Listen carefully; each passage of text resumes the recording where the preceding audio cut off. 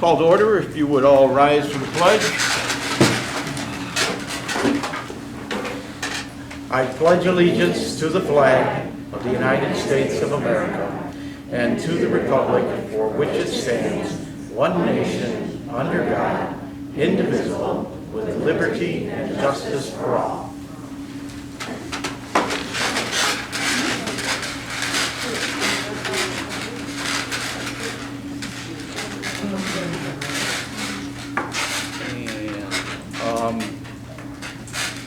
Before the regular board meeting, we'll be having a budget hearing meeting. I have two forms from Mrs.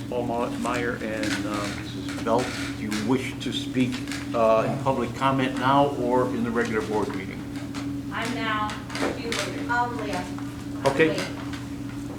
If I may just interject, to anybody who didn't see that I posted about this, I am I just heard my computer go off, so I'm like, why?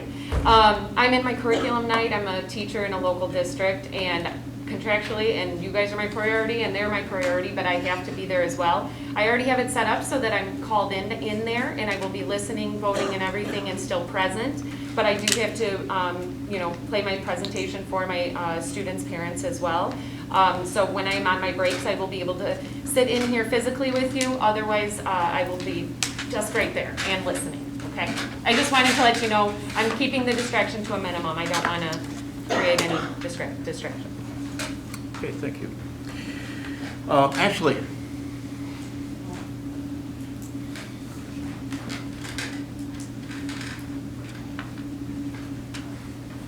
Ashley Belt, 1021 East Eagle Lake, Beecher, Illinois. I just have a comment for the budget hearing. Because of the last finance committee, there were some concerns about the budget maybe needing potential cuts by the chairperson. And I just ask, if it's not ready to be approved, it shouldn't be approved.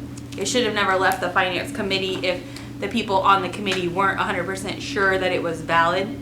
If you're throwing out budget cuts, then I would say table it back and make sure it's where it needs to be before we approve it. That way we're not having to go back and make changes if it's not how you think it should be. That's it. Thank you.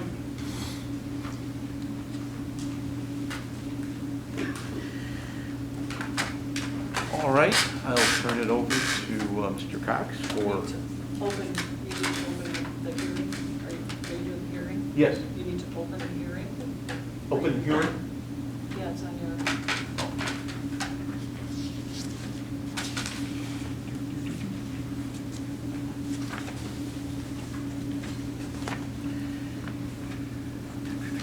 You need a motion to open the hearing. Oh, accept your okay. vote, and then to close it as well. All right.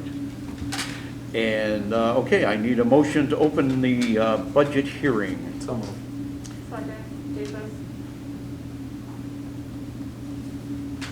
Okay, Lysol?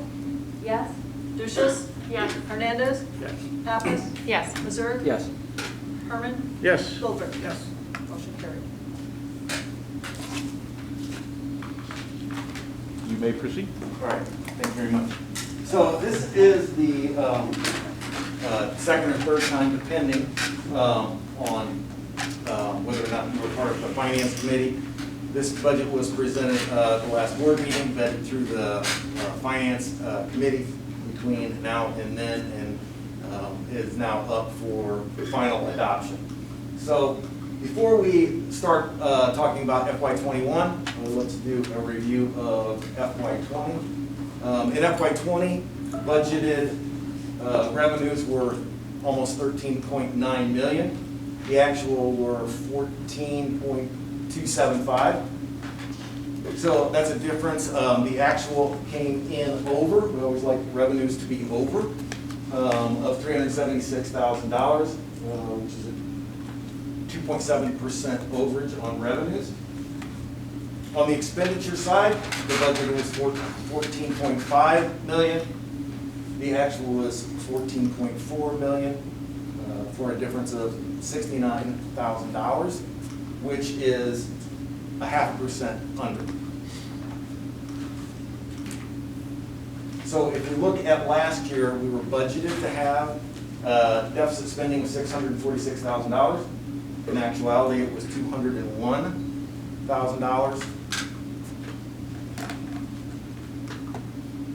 And so the Beecher index, that's something that we've talked about. If you were to take the balances from all funds, combine them into one large number, what does the total health of the district look like? You see that at the end of fiscal year, June 30 marks the end of the fiscal year, 2017, 14.1 million, 15.3, 15.6, 15.4. So that is loosely referred to as money in the bank. That is the cash on hand at that point in time. Again, we like to look at the same point in time over a 12-month cycle because the cash flow of a district is better or worse in different parts of the year. So, looking at the budgeted revenues for this upcoming year, 14.8 million. The last year's actual was 14.3. Looking at a budgeted increase of 537,000. Two significant factors play into that. One is the fact that our state revenue is based on our enrollment, based on enrollment numbers that last year went up. Also, another important factor in that is EAV. Our EAV has continued to climb, and so we forecast that the EAV will continue to climb as well. That assessment date is usually midsummer, and so all of the assessments have already been collected that we will get a preliminary estimate on in November for the December levy.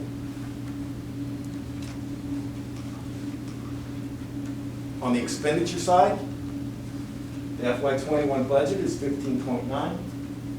The FY20 actual was 14.5. The difference is 1.429 million. And if you look at that significant increase, those are, the majority of that are specific projects or philosophies that this board has committed to over the last 6 to 9 months. Typically, in a summer, there's about $250,000 in summer facility projects. This summer, that number is more in the line of 900,000. So, some $600,000 to $700,000 more than in a typical summer. Also, looking at the board's commitment to getting our technology. Thank the good Lord, technology to the point where we're able to really be successful. Because had it not been for a very consolidated commitment to that, we would have really been struggling the last 6 months. So we thank you for that. The nice part about that is we've had to commit hundreds of thousands of dollars, and this is the last fiscal year in which those large commitments will be made. Also, there's been a commitment to updating the bus fleet. And so if you look at all of those things, it accounts for the budgeted increase in expenditures, the majority of it. So if you look at the annual deficit, last year was 200,000. This year's budget would be 1.1 million. And so what does that do to the health of the district overall? Let's take a look at that. So again, going from summer of 18, 15.3 million, 19, 15.6, 2020, 15.4, 21 estimated to be 14.3. Keeping in mind in the context that even in an aggressive budget like this year, where it's $15 million, 2 of that is in debt service, which is about ready to roll off.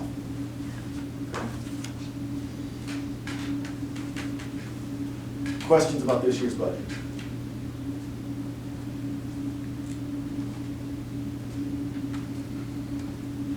Thank you, Mr. President. Thank you.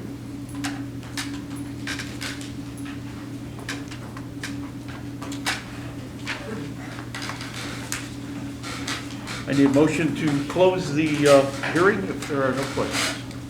So moved. Second? Lucius? Yes.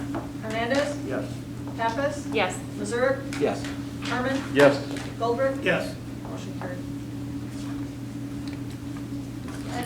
I don't think you asked me. Lysol, I'm so sorry. Oh, I'm yes. sorry. I was like, what?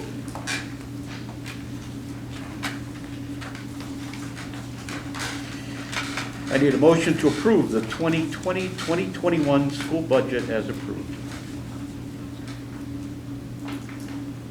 So moved. Second. Okay, Pappas? Yes. Missouri? Yes. Harmon? Yes. Goldberg? Yes. Lysol? Yes. Lucius? Yes. Hernandez? Yes. Motion carried. Need a motion to adjourn the budget hearing. So moved. Second? Missouri? Yes. Harmon? Yes. Goldberg? Yes. Lysol? Yes. Lucius? Yes. Hernandez? Yes. Pappas? Yes. Motion carried. Straight into the Huh? You're going straight. You're going straight into the meeting now. We're going right here. Okay, we'll call to order for the regular Board of Education meeting. We've already had roll call. Approval of the board and committee minutes. I need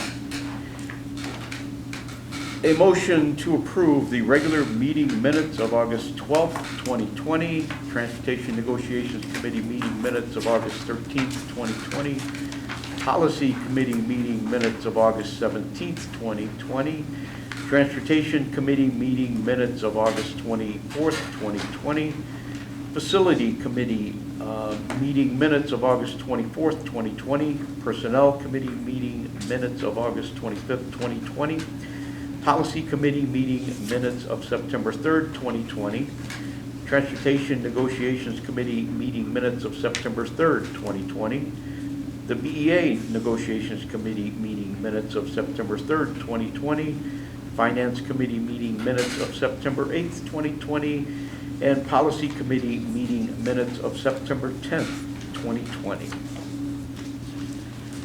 Mr. President? Yes. I have a few questions about the process. Just concerned, it seems like there's a different pattern of maybe recording our minutes and some of the documentation recently. So I'd ask for some more time to review that. In addition, I was curious, I know I had asked for some support from Marla today, but we didn't get all of that finished. And curious if, what is the process for obtaining edits from the board? Is it just after the board packet goes out, or can somebody please inform me or remind me of that process? If you notice that the meeting minutes are not correct, is that what you're saying? Right, or important or pertinent information needs to be included or should be included and noted, so being able to include that going forward. I would certainly think you can call Marla and question her. Marla, how does that work? Mrs. Hall? It's been done in the past either way. Either you can email me and make the corrections, and I've provided some corrections for you tonight, or you can simply state them at the meeting, and then those minutes are amended to be archived. Okay. Mr. President, I would ask that the motion, or I make a motion to table these minutes until the next meeting or another meeting where we're able to approve them and make sure we get all the proper minutes in the documents, please, for everyone's review. Is this for all minutes, or do you have a particular one? I had specific ones, but then after looking at those, should probably take a look more closely at some of the other ones. So would request some additional time to get that process with office, please. Okay, I'll second that if she wants more time to look them over. She didn't have the information. Okay, so Duchess and Weissel, You have a motion to table the minute approval? till the next meeting, is that what you said? Yes, unless there's another meeting before that we can approve them all together. Okay, Duchess, Yes. Hernandez, Yeah. Pappas, Yes. Before we move on, before I vote, we got these minutes. I'm not saying that you didn't get to look at them, but we did get these minutes on Friday. And so, I mean, we should be reading all of our minutes, and this is not towards nobody, but we should be. But now we're tabling minutes too? I'm just a little baffled. All right, I'm ready. So, I don't like when after the vote started. Well, I didn't get to start- speak, and Marla went on to the whatchamacallit, to the call. I'm Okay, sorry. because then, you may be changing people's opinions. No, I'm not saying, I feel like the discussion should be done before we start voting. you're correct, but Marla had called it, I'm sorry. I still wanted to get mine. Okay. okay, so I have Missouri. Missouri, Yes. Goldberg, Yes. Herman, Yes. and Weissel. Yes. Motion carried.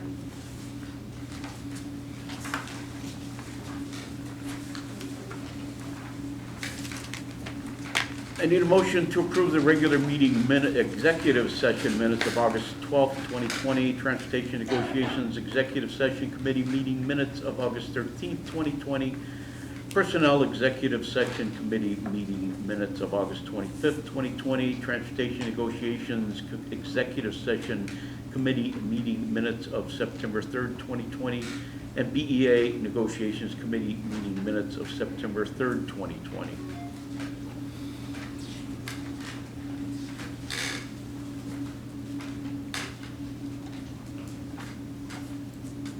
Duchess, so moved. Okay, Hernandez, Yes. Pappas, Yes. Missouri, Yes. Goldberg, Yes. Herman, Yes. Weissel, Yes. Duchess, Yes. motion carried. Need approval for the September 2020 expenses. And there are some additional.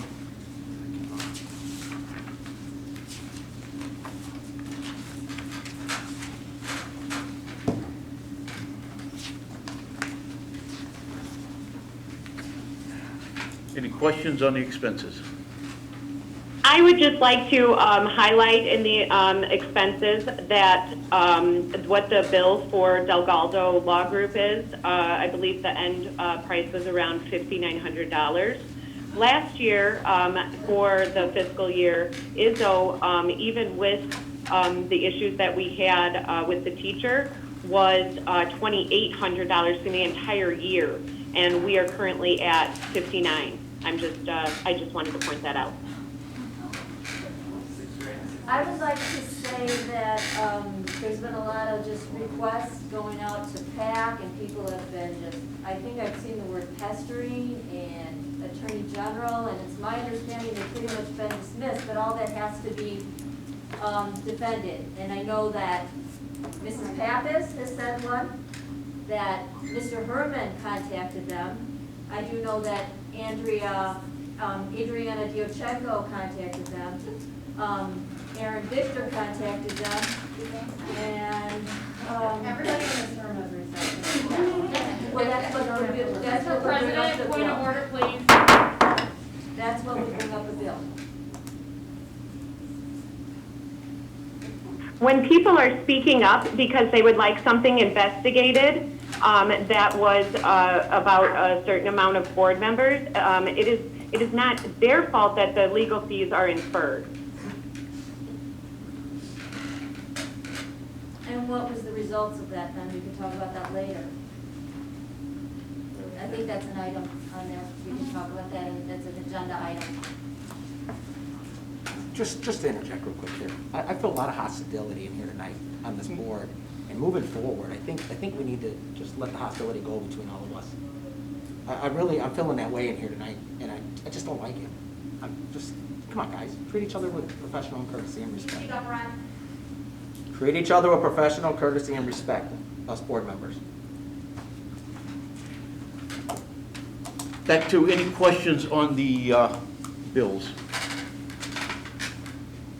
I would also add, there's been some questions about how much we paid for the consultants. The CNH firm is $0 and will continue to be $0 until the board engages them in any more specific work.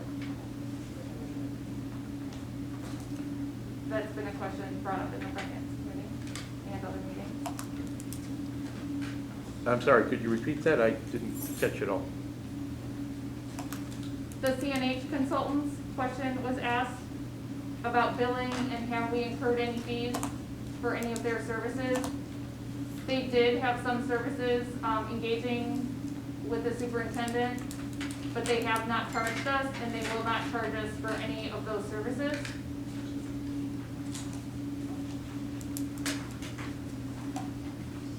Will you also be answering my question about the question that I had about CNH consultants tonight? I didn't hear a response via email. Yes, we can talk about that. The intent, again, was to share it with the full board all at the same time, so we can do that later in the meeting. Okay, could we get back to bills? Any questions on the bills, either in the packet or the additional bills submitted? Motion we approve the bills. Second. Okay, Pappas, Yes? Mazur, Yes. Goldberg, Yes. Herman, Yes. Weissel, Yes. Lucius, Yes, Hernandez, Yes. motion carried. 23, okay. Mike? All right.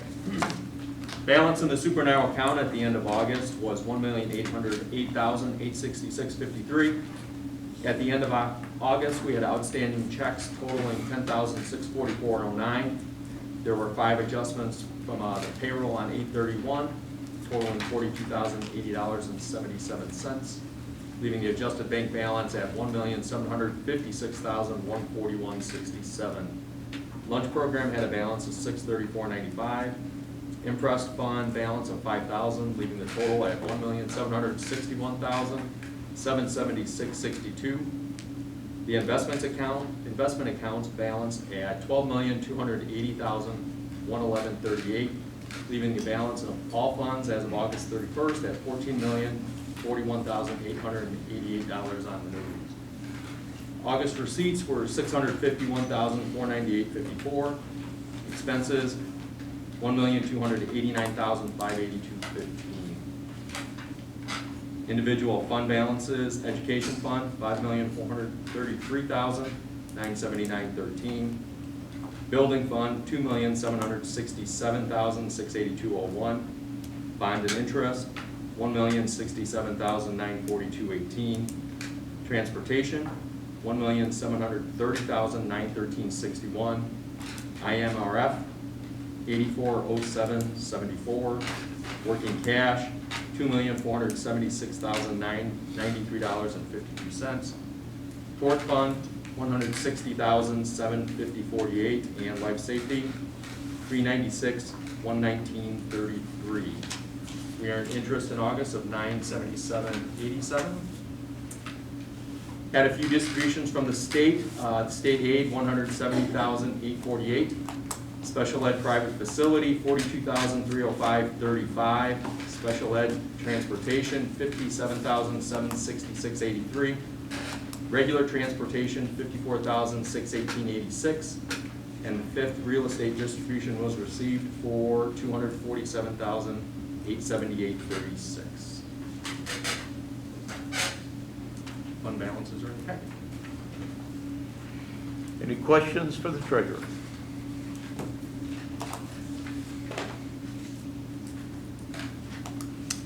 entertain a motion to accept the treasurer's report as given. So moved.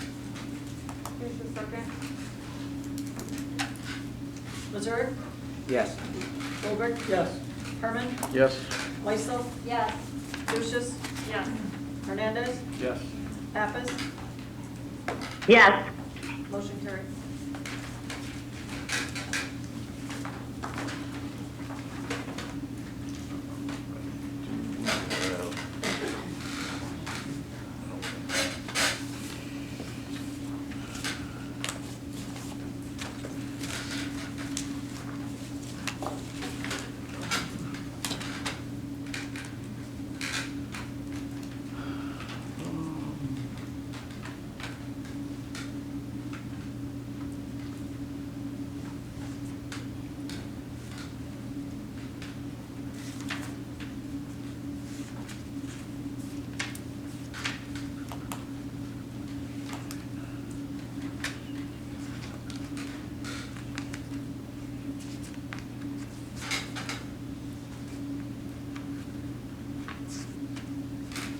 Can you tell who's on? That would be Joe. Joe, do you have a Quinn Moran on?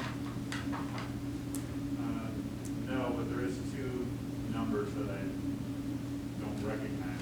There. Oh, there's. Quinn, are you on? I am. Can you hear me? Yes. Okay, Wonderful. Our firm president, Ryan Ray, he's an attendee in the Zoom meeting right now. I was wondering if somebody could switch him over to be a panelist with me. Just took care of it. okay, he should be in now. Or- Ray? Great. All right, now you can see us both. Are you there? All right. Well, Ryan, I'm going to... Okay, we're going to hold off on the public comments. We have we have two search firms who are going to give a presentation on the superintendent search. So I will turn it over to you, Ray. Okay, great. Can you hear me? I can hear you. Okay, great. I just always wanted to make sure during these Zoom conversations. So we understand that we only have 10 to 15 minutes to kind of tell you exactly who we are and what our process is and a little bit about us, as well as, you know what, we want to answer some questions that you may have. So we're going to hit the highlights. Oh, perfect. That must be Julie doing that. All right, thanks, Julie. I appreciate you. So we have a normal PowerPoint that lasts, you know, a good 30, 45 minutes, but in a situation like this where it's really kind of quick and we want to answer your questions, we want to go ahead and tell you our highlights. So with the first thing, I'm going to go through some and Quinn's going to go through some as well. We're the most experienced search firm in the nation, over 40 years. So, you know, we've never been merged with another company or whatnot, so we have the experience to help you all. We'll customize the candidate profile utilizing the board stakeholders and public input process. So we're going to go to you guys and find out exactly what you want in the next superintendent, and then also go to the public and find out exactly what they want and bring that information back to you.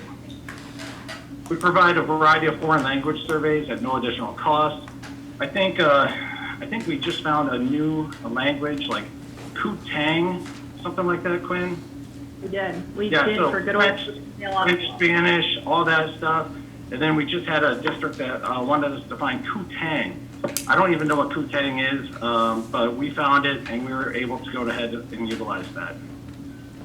We have experienced full-time office staff, which takes the burden off the district. We have the largest diverse recruiting network in the country. We have over 160 associates. We've recruited and placed more women and minorities in the country. We're very, very proud of that. Over 40% of our associates are either women or minorities. So we're very, very proud of that as well. We aggressively recruit top quality candidates that are not looking for a job. So you want a superintendent that has a good job now. You don't want a superintendent that's reading the want ads. So that's our job, to go out there and tell them that you're a great district, they're a great fit, and they should apply for the job. Our average number of completed candidates as far as applications is 60. That's huge. I look at the other firms across the country and how many people that they get to apply, 60 is huge. And in fact, last year we had a Texas district that had over 120 people apply for it. So we can get you people. We'll get you people from Illinois. We'll get you people from Iowa, Wisconsin, the neighboring districts. But we'll get you people from across the country as well that can do this job. You never know where your candidate's going to come from. You know, it may be somebody that's from Illinois and maybe went and got their first superintendency in the state of Washington. Now they want to come back home. But with our recruiting network of 160 associates, we can go ahead and make sure that that person or that candidate knows about your position that's open. We have an excellent track record of providing highly qualified candidate pools of sitting superintendents, rock star assistant superintendents that are up and coming. We're going to get those people for you. And I think Quinn wants to go ahead and tell you a couple other things. Great. Hi, everyone. Thanks for letting us be here with you all tonight, virtually, of course. My name is Quinn Moran, and I'm the Financial and Operations Manager with Ray & Associates. I get to work along Ryan and our other outstanding team to place superintendents.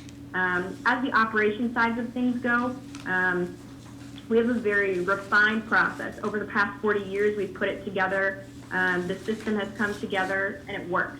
That being said, the process is flexible. It's your search, and we need to meet the needs of your district. What we will do is when Ryan talks about going out and recruiting those rock star candidates who have jobs already or up-and-coming individuals who are looking to take the first step into a superintendent role, we will screen all of those candidates. As a part of my role, we do background checks. I'll talk about that here in a second, but we will go through all of those 60+ candidates that we get and bring to the table the individuals who we think are the best fit for you, whether it's based upon their background, some demographics, places they've worked. We'll present you your top candidate pool. Normally it's 8 to 12 individuals. And when we do that, we'll present on their background. We'll have talked to them in person. We will have interviewed them. And we'll make sure that we have a really comprehensive overview of who this person is. Although you won't be meeting them in person at that point, we want you to feel like they're in the room with you and that you have a good feel on who they are and what they can bring to the table. Not only will we do background checks on the internet, looking for things that you could find as a civilian, going up and hitting Google or Yahoo, we also will provide professional background investigations. We'll go through driving records. We'll go and verify all the educational components. Anything that you would need to know about this candidate, we will bring to the table. You're not going to find anything, you're not going to have any surprises that come up in the search, because if there's anything that would come up, we'll address it up front. One great thing about our search firm is that we don't do a markup on search expenses like some other firms do. So it's pretty common in the industry that advertising is something that gets marked up. We have some great deals with some different advertising agencies throughout the country. They also work with individuals of different identities. So we have some advertising agencies that work with certain ethnicities or target women or target up-and-coming superintendents. We're not going to charge you a markup for that advertising. What our firm pays is what the district will pay. Additionally, beyond the application materials, when we present that top 8 to 12, we will also have a video interview. So what we will do is the candidates will have kind of like what I would call a one-way interview. I imagine some of us have done them for job interviews in the past or just have seen them before, but we'll ask some questions so that you can see how these individuals and how these candidates speak, how they present themselves, what their priorities are. Once we go through and present those top 8 to 12 candidates, we have what we call a matrix. It's essentially a process of elimination, a forced comparison matrix. This will help you not only use your gut feelings and what you're feeling about people when you're watching the videos or reading the backgrounds on them, but this will provide us some concrete quantitative data to say, as a board, here's how the candidates stacked up. here's how people compared. And this is what these individuals bring to the table. It's It's important for us. Oh, go ahead, Ryan. I was just going to say, it's a consensus building matrix. So it's a consensus building matrix for the board. And so with that, it's nice because not only do you have that qualitative data, their responses, their video, their resume, their letters of recommendation, you have that concrete data to help build that consensus amidst the board. The interview process and the questions is up to you all. Again, we have the standard process that we use in searches across the country, but as our operations manager, I find myself tweaking that process and specializing it to the needs of the district all the time. Whether it's one particular question you want asked or a certain way you want an interview performed, whether it's via Zoom or if you prefer Google Meet or WebEx, we'll make that work. Additionally, and Ryan can talk about this a little bit as well, we have a 2-year guarantee on the placement of our candidates. And that is because we are so confident in the candidates that we are bringing to the table and presenting to your district that they are going to be outstanding fits, that they are going to contribute, and that they're going to be there and be the ideal fit for your district moving forward. Yeah, so I can speak to that. So in 40 years of business, we average about 30, 40 searches a year. We've only had to actually utilize that 2-year guarantee a handful of times. One was when Governor Huckabee came in and handpicked somebody for his cabinet. Not our fault. But we went back and we did the search because it was the right thing to do.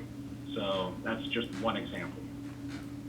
And on top of that, our relationship with the district doesn't end after the search is complete. Following the hiring, we have an annual board and superintendent self-assessment survey that we provide to the district to help just kind of see where the board's at, where the superintendent's at, where the district's going. We also do workshops. We have interim superintendents, I spoke to one today, who recommended that we do a search for their district. So that relationship is, it's long-term. Whether it's needing somebody to fill an assistant position, we've done principal searches before. That relationship and our network doesn't disappear after the however many months we're working together pretty intensely for that superintendent search. I'll tell you that over the, being in this business, I've become very good friends with a lot of administrative assistants and secretaries. I know about their children, I know about their lives, and they're the first ones to call and say, hey, we have another position we need filled, or who would you recommend we go to? We're all about the referrals. We're all about creating that relationship and maintaining it, because ultimately our goal is to find leaders for America's schools that will, enhance and grow the education of every single school. And a couple other things that I'll go ahead and I'll throw in there as well is that when these candidates come to you, they will be who they say they are. I mean, we don't want any surprises. You don't want any surprises. So we will be making sure that we have checked checked under every rock you can say. We do affiliate ourselves with some other, organizations such as NAPSE, which is the National Alliance of Black School Educators, ALICE, which is the Latino Administrators, and we do that. We actually do cohort interviews for ALICE and NAPSE, so they trust us with that. And one other thing that I think is absolutely pertinent that I hit right now is that we have done searches with COVID, all right? So we've finished searches with COVID, we've started searches with COVID, we've done community meetings with COVID, so we kind of have this down. In fact, we finished the search with COVID with the 7th largest school system in the country. It was a challenge, but we did it. It was successful, everybody was happy. So just so you know, we've got COVID-19 locked down as far as the superintendent searches go, and the companies trust us. Just to kind of touch on that, as the operations side of things go, I like to call our community meetings the Corona Productions. We've done meetings with candidates across the country. We've had people submit questions. We've done community forums, focus groups, interview groups. I just finished up a search that the entire thing, start to finish, was all virtual. We never met in person. The candidate never actually came in person upon accepting the role, but the process was just that smooth and was that comprehensive that we were able to do the entire thing virtually. So like Ryan said, and kind of what we've hit on, our process is flexible. If you want to try new things, if you're wondering how is how's the best way to host a community forum? We've got options.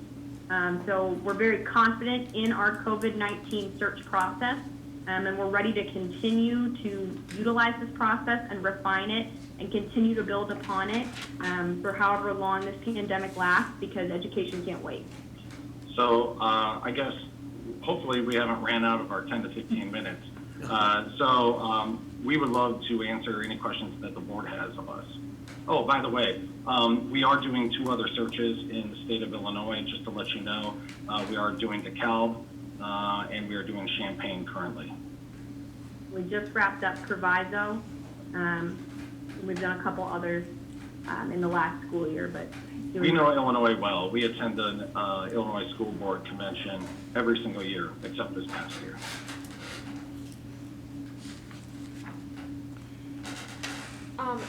With all due respect to the company, I'm sorry, but this was supposed to be done at the end. I feel that this is in horribly bad taste to do this with our current superintendent here.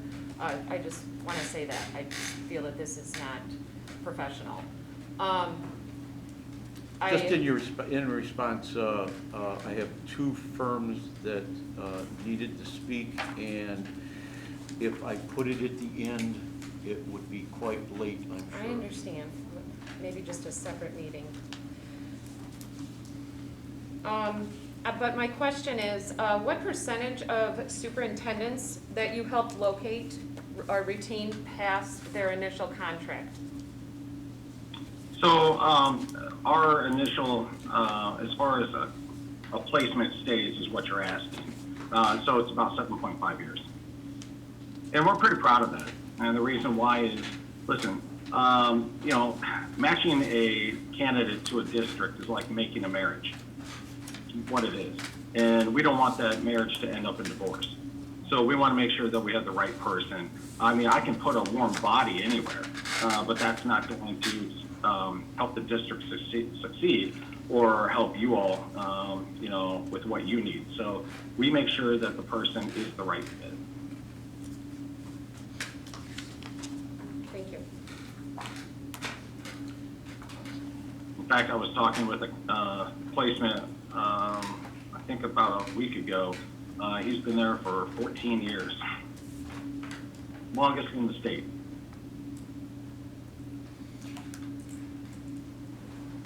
On your surveys and assessments, when in the process, or maybe you could highlight again when that's done, is that for the final candidates?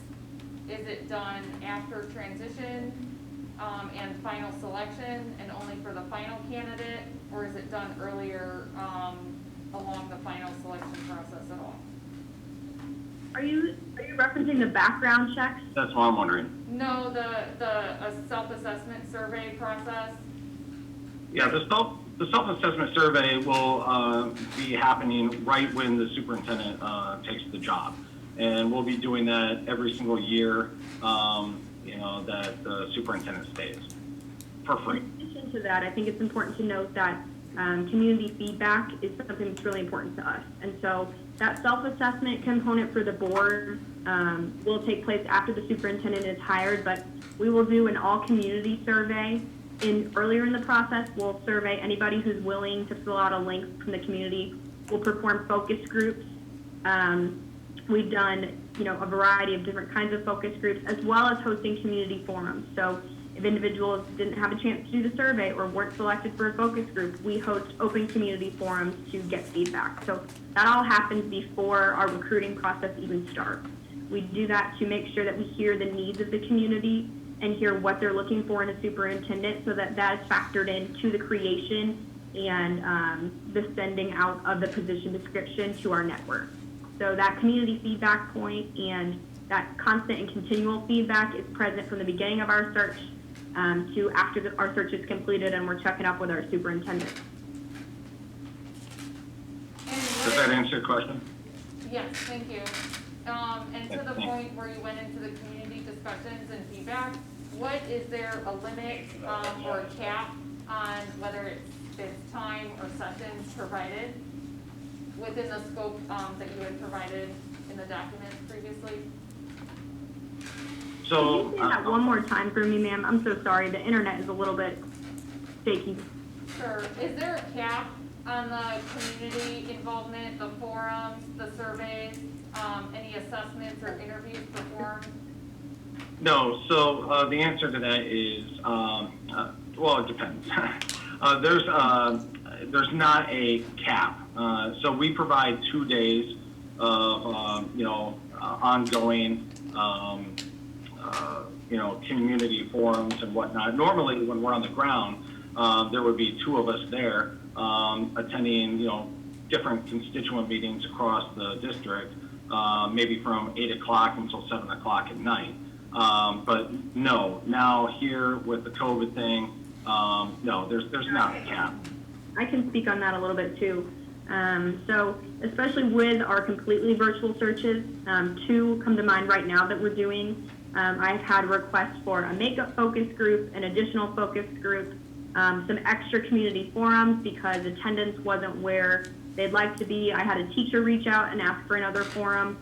We made that happen. So there's no cap on how much community involvement can be had.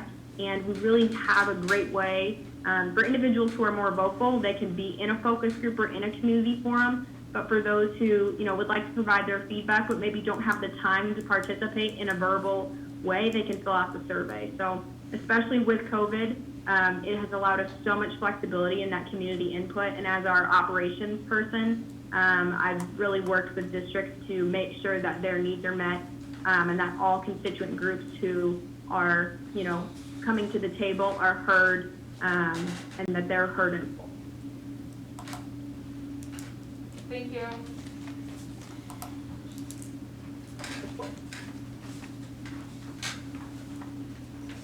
Any other questions that we can answer for you? We got that before. Did you?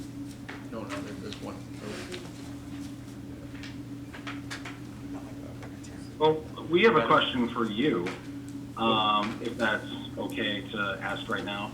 Go ahead. When do you plan on making a decision?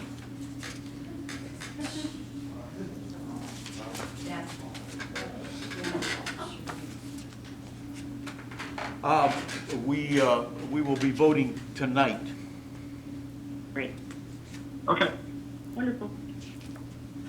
Are there any other questions from anyone that we can answer? We know that this was a big picture overview with the timing of it, but we appreciate all the time you all have shared with us. Thank you for taking the time and sharing your information with us tonight as well. Well, thank you for having us and allowing us to go ahead and do a little presentation and a little semi-chat with you. So, we've kind of researched your district. We know who you are. We know what's going on in your community. And so we absolutely hope that maybe we could help you in the selection of your next leader. So, again, thank you and have a great night. Okay. Thank you very much. Thank you. Thank you.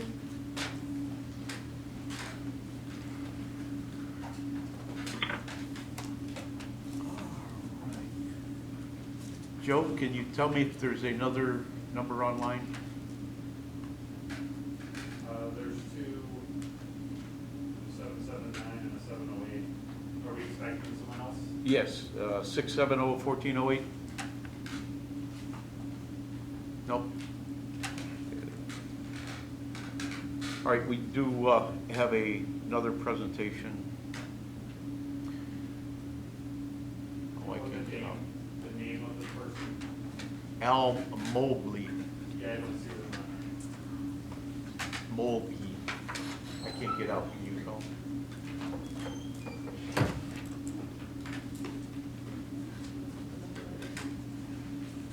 Number?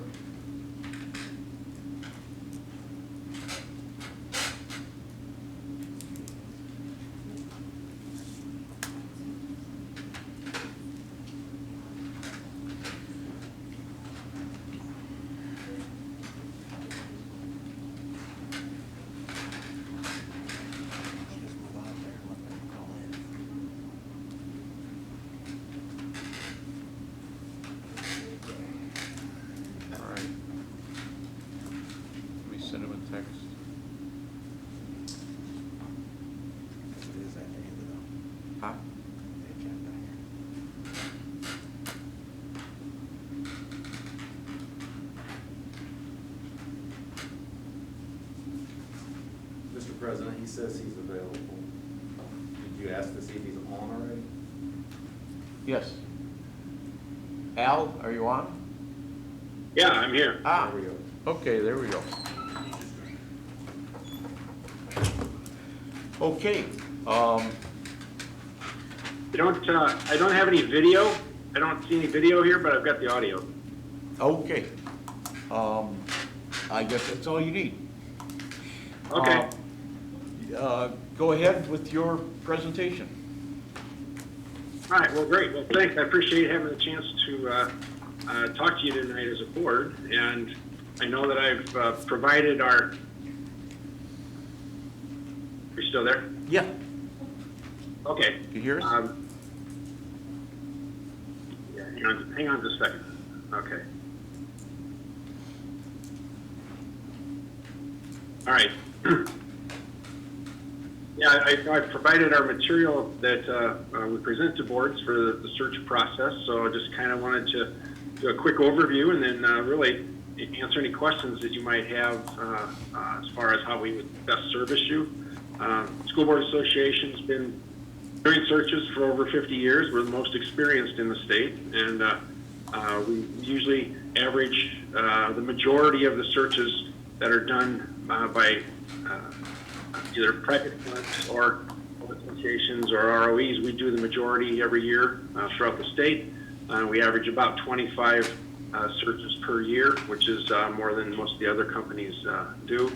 And we've been pretty successful throughout our time doing it. I think we have over 50 years of experience in doing this. I've been with the association for 6 years now.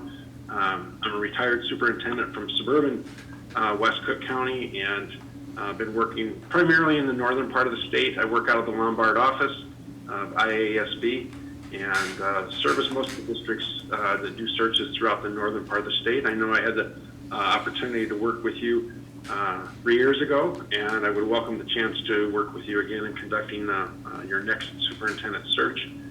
We've got the material that I provided for you in the RFP gives a pretty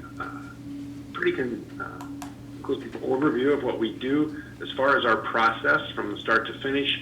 It is the board's search, we know that, and we're your association, so my job is to make that search work to the advantage of the school board and the district, and I do the grunt work, but I pretty much make sure that what the board wants in terms of the different steps of the process is what hopefully fits into our procedures that we utilize in making a successful search.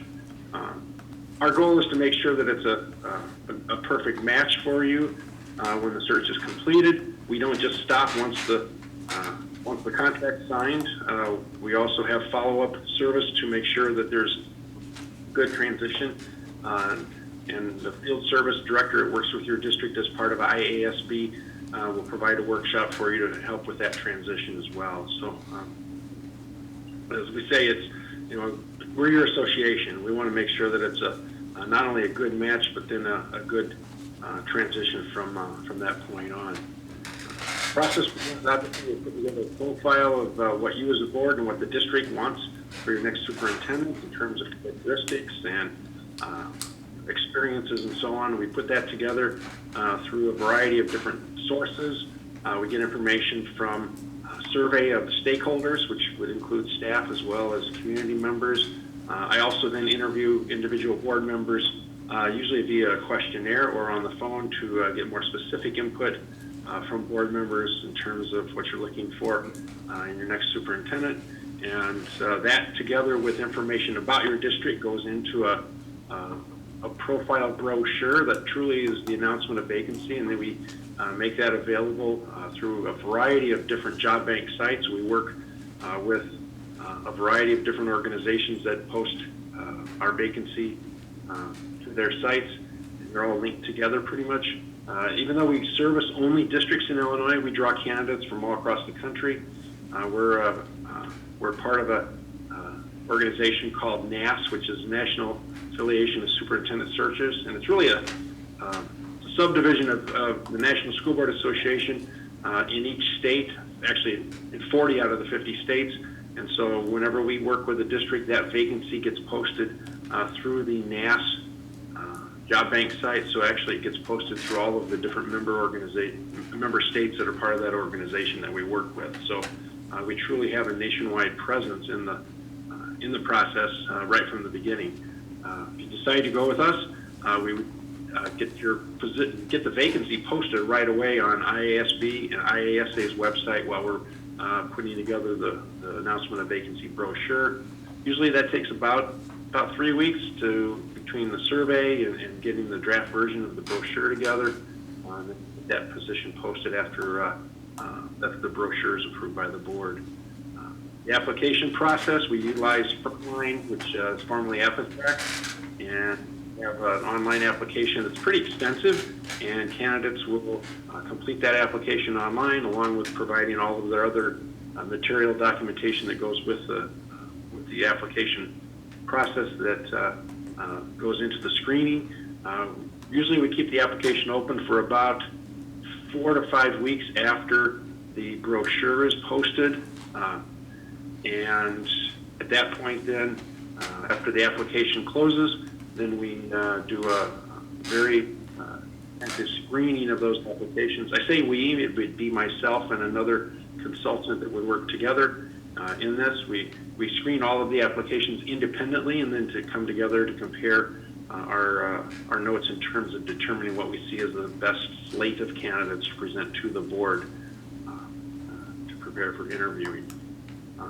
At that point, we've pretty much reached a very wide range of potential candidates. Beyond the NAS postings and the linked websites for job banks, we utilize Higher Logic, which is formerly Constant Contact, and that we have about 6,500 recipients of our vacancy notices there. So we pretty much cover a pretty wide range of potential candidates in different organizations, from the superintendent's organizations, both statewide and nationwide, as well as principals, curriculum directors, business officials, special ed directors, a variety of different organizations that have candidates, that we draw candidates from.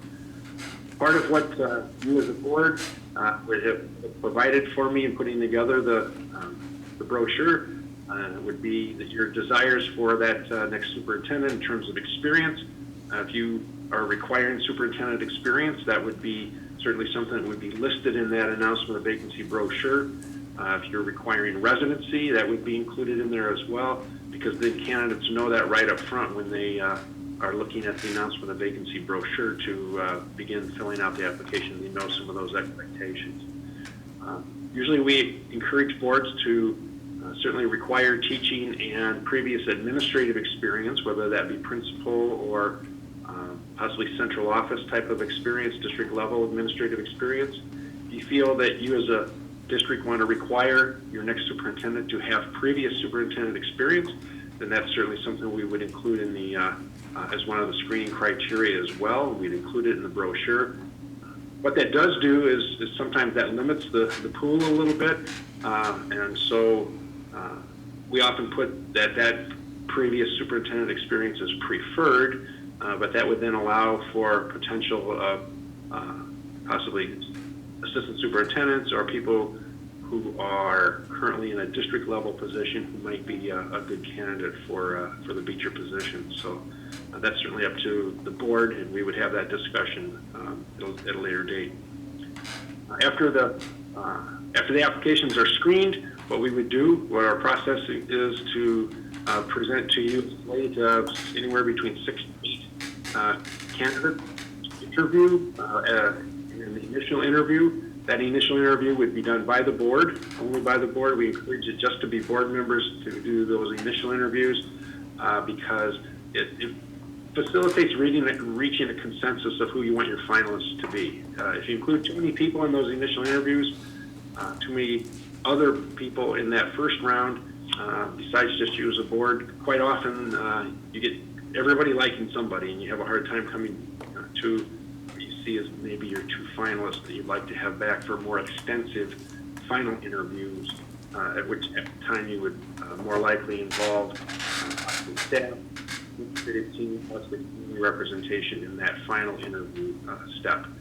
We would help you with interview preparation. We would do the scheduling of the interviews for you. We would work with you in any capacity that you would like in terms of that step in the process, in addition to working out logistics for your final interviews, where you would have candidates probably for a longer period of time than those initial interviews and involve more people in that step in the process. If you want to conduct a site visit and with two board members who would go visit the district where your selected choice would be coming from, we would help you with setting up that site visit for your board members to go and do that. So that's a real quick overview of the process that we use. Like I said, we have a pretty good success rate in terms of longevity. Superintendents tend to move around a lot, and it tends to be kind of a transient type of position. Our longevity rate is very high. We have a pretty high percentage of candidates who, over the last 3 years, are still in those same positions that we placed them in. So we feel pretty successful in that respect. I guess I kind of want to turn it back to you for any questions that you might have regarding the process that we use and how I would be working with you in steps along. Could you address how you handle it with this current COVID problem? Yeah, it's been a real, well, and I don't have to tell you anything new, but it's been a real challenge as far as boards and trying to work through different pieces. I was working with a couple of districts in the late spring last year to bring their searches to completion, and they were able to narrow down and do their interviewing remotely, and that was in March and April when everything was forced to shut down and limit all type of face-to-face contact. And so they were able to successfully conduct their interviews, both first round and final round, remotely. It was very difficult, not difficult, it was different for boards to actually hire a superintendent who they had never actually met in person face-to-face, but they've actually gotten back to me and indicated that it was a successful culmination. So we're trying to work as best we can with boards. We, as far as face-to-face meetings, we have fewer of those right now, but myself, as things move along and hopefully move along for the better, the meetings that would require any kind of face-to-face contact with boards and candidates, we would certainly facilitate that and try to make that happen as best we could. For those who can't, when it can't be done, then we do the best we can to just kind of work through the remote opportunities that we have as far as meeting with people. So it's kind of been one of the pieces. The other piece we're finding is that I think that there's some districts that are kind of hesitant to even begin a process right now, or superintendent candidates who maybe are hesitant to make a change right now in their district. And so it's not necessarily affected the pool that we can see right now, but we do know that there are districts that had anticipated possibly doing a search this year that have decided to wait another year to do so. Maybe they've gone with an interim, or they extended their current contract or their current superintendent for another his or her contract. So I think districts are just kind of handling it in a variety of different ways, but I think the candidate pool is still pretty consistent to what it's been in the past, as far as superintendents or potential superintendents who are looking to move on, or central office assistant superintendents or principals who are looking to move into a superintendency. So I think that they're working through things as best they can as our district. So hopefully we're kind of facilitating things as in the best way that we can to benefit both candidates as well as the boards that we serve. Okay. Any other questions from the board? I do. Are there any steps that you suggest to board members to do before starting the superintendent search process? Steps before starting the process for board members? Was that your question, ma'am? Like when it has to do with alignment or training or anything? Actually, you know what? Not in particular, because if there's different things that you'd like to have on behalf of the School Board Association, then I could certainly meet with you or provide those to you ahead of time. We do have some online pieces that talk about the executive search process. We put together kind of a capsule summary of the material that we have and what I've kind of rush through tonight. But there is some online pieces that talk about the executive search process. We have a variety of materials that we'll provide for you along the way in terms of helping to facilitate preparing for interviewing and those types of things. So I think that a lot of it is done via myself, that I would provide information, any of the information that you feel like you need as a board in preparation for the process. I would provide you the samples of the survey that we would put out as far as an online survey that goes out to your community and to your staff. I would provide you samples ahead of time so you get a chance to see it and make any kind of changes or alterations you might want in that piece of it. Timing wise, you're in good shape as far as timing, because right now is the time when it's a good time to start surveying stakeholders and begin the process, because school is now up and running and people are in the mindset as far as the district itself. So I know that you've made whatever decisions you need to make as far as getting school going. That's been your priority, and I'm sure that it's worked whatever advantage to your advantage as a district that you've been able to come up with. But this is kind of something that anything that we can do as an organization, that I can do as your consultant along the way, I would certainly provide that for you as a board. Okay, I was referring more to, aligning board goals and making sure that we have self-evaluated and things like that, but thank you. Sure. Mr. Moby, have you done any research within our district and like the environment and that type of thing? Have you looked into us at all specifically, or? I'm sorry, can you repeat that one more time? I didn't quite hear. I'm gonna Have you speak done up. any research into Beecher 200U and what's happening, that type of thing, or not? Can you hear me? I'm sorry. No, I'm sorry. One more time, please. Have you done any research into Beecher 200U and what's happening? I have read some of the media articles. Yes. You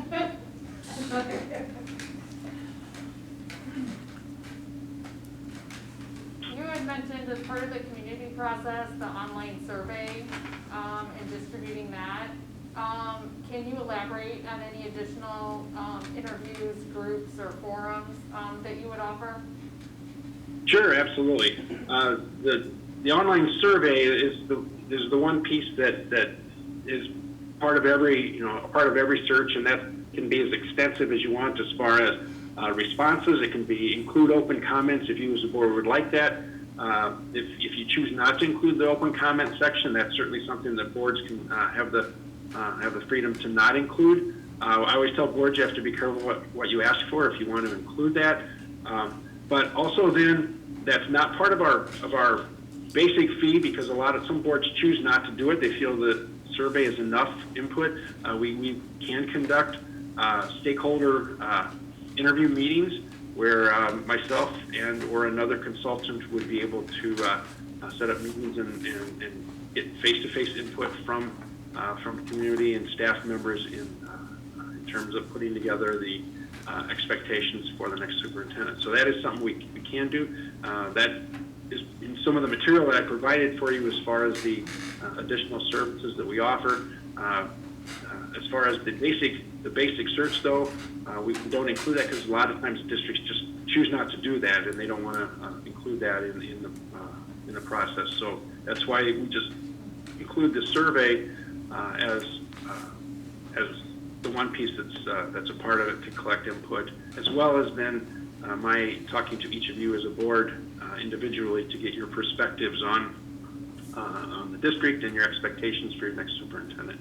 But again, stakeholder meetings are certainly an option that can be added to the process. Can you tell us more about the post, interview process, about the session with the field services director? The follow-up after the employment of your superintendent? Correct. Yeah, that's something that is provided at no cost to the district, and that would be pretty much whatever you'd like it to be as a board. Whatever, after you've had a chance to kind of get to know your next superintendent a little bit, you as a board and he or she can together decide what you'd like to have, some follow-up training in. And a lot of boards choose to have it be goal setting or sometimes the evaluation process. Just kind of whatever you'd like to have and however you'd like to structure that would be part of that workshop. And so that would be done that would be set up between the field service director and you as a board and the superintendent, and you would really kind of design it however you see that you'd like it to be, along with the input from the field service director. And then after that workshop, are there any other post services offered, whether it's on an annual basis or other period? Not specifically as far as the School Board Association, although there's always ongoing board training that's related to a variety of different topics for the new superintendent, in terms of evaluation and goal setting. We're also developing a lot of newer online ones, just based on the fact that, for example, the III conference is not being held this year. That was always a source of professional development for boards and superintendents. And so we've kind of taken this as an opportunity to start developing additional online trainings or in-district trainings on different topics that you as a board and your next superintendent would like to have. So there's not a set type of planned programming. It kind of is on an as-needed basis based on what you see you as a board, especially with the elections coming up and the new board possibly being in place, whatever you'd like to see happen in terms of that.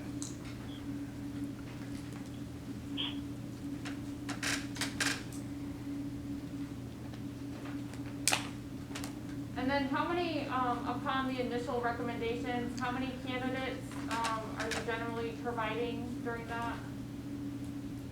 Well, usually we're looking, right now what we're seeing in terms of the searches that we're doing, we're getting anywhere between 20 to 50 applicants for the positions. We recommend that the screening, once of all of the completed applications, we recommend that boards interview anywhere between 6 to 8 in the initial round and narrow that down to probably 2, possibly 3 finalists that they'd like to have back for more extensive interviews.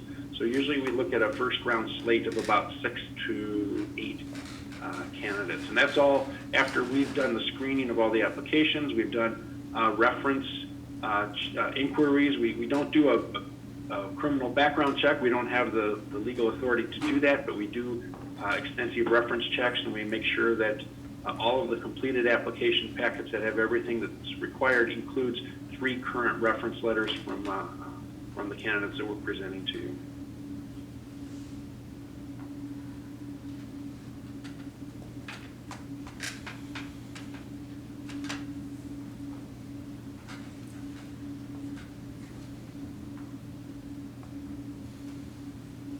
Any other questions?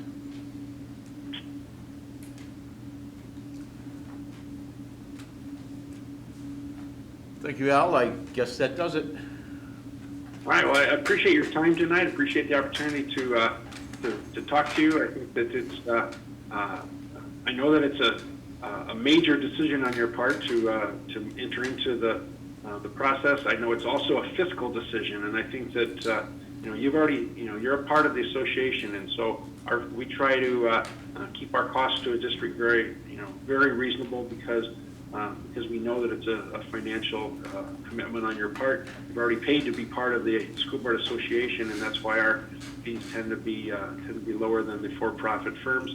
And we conduct a very quality, extensive nationwide search for you. So I look forward to hearing back from you and getting the opportunity to work with you again.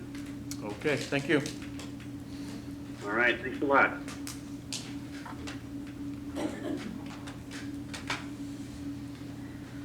All right, we'll return to our regular format. Janet Pohlmeyer.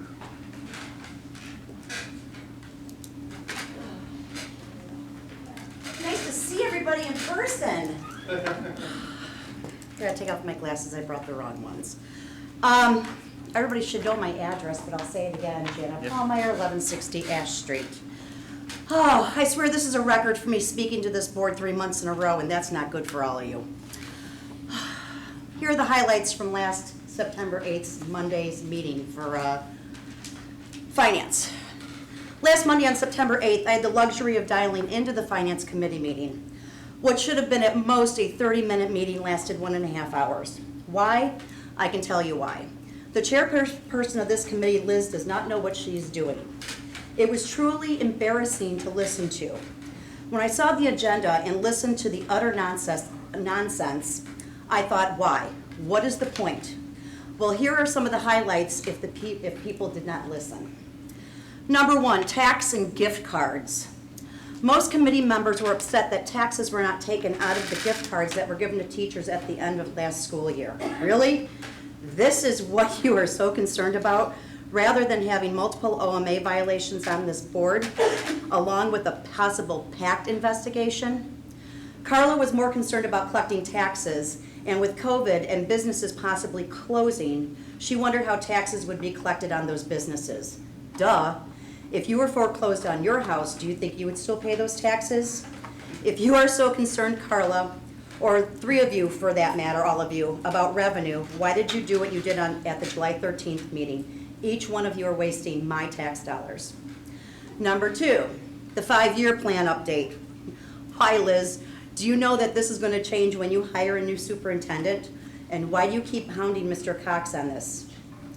Do you think for a minute you are going to provide a 5-year plan for our new leader?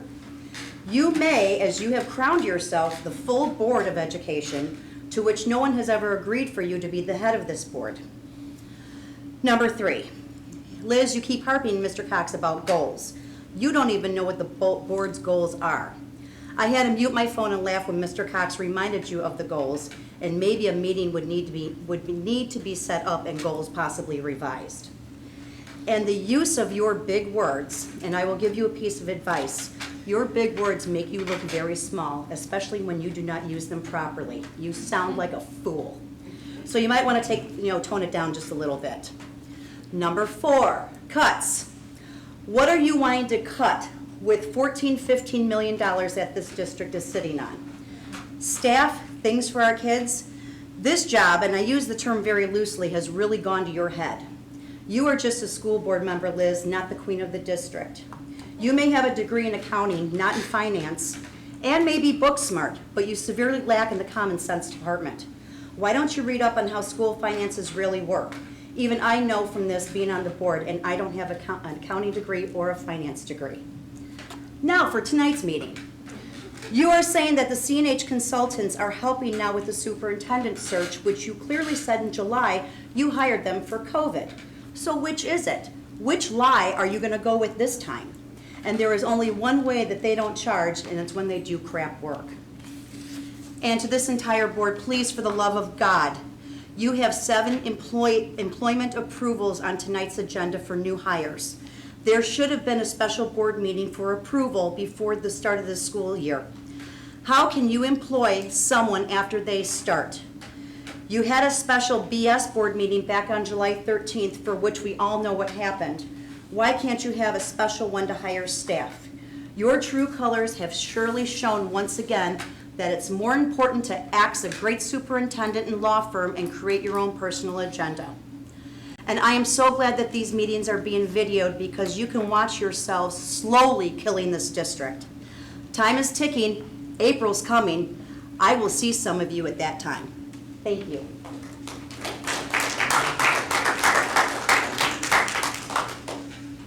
Cindy Weischer.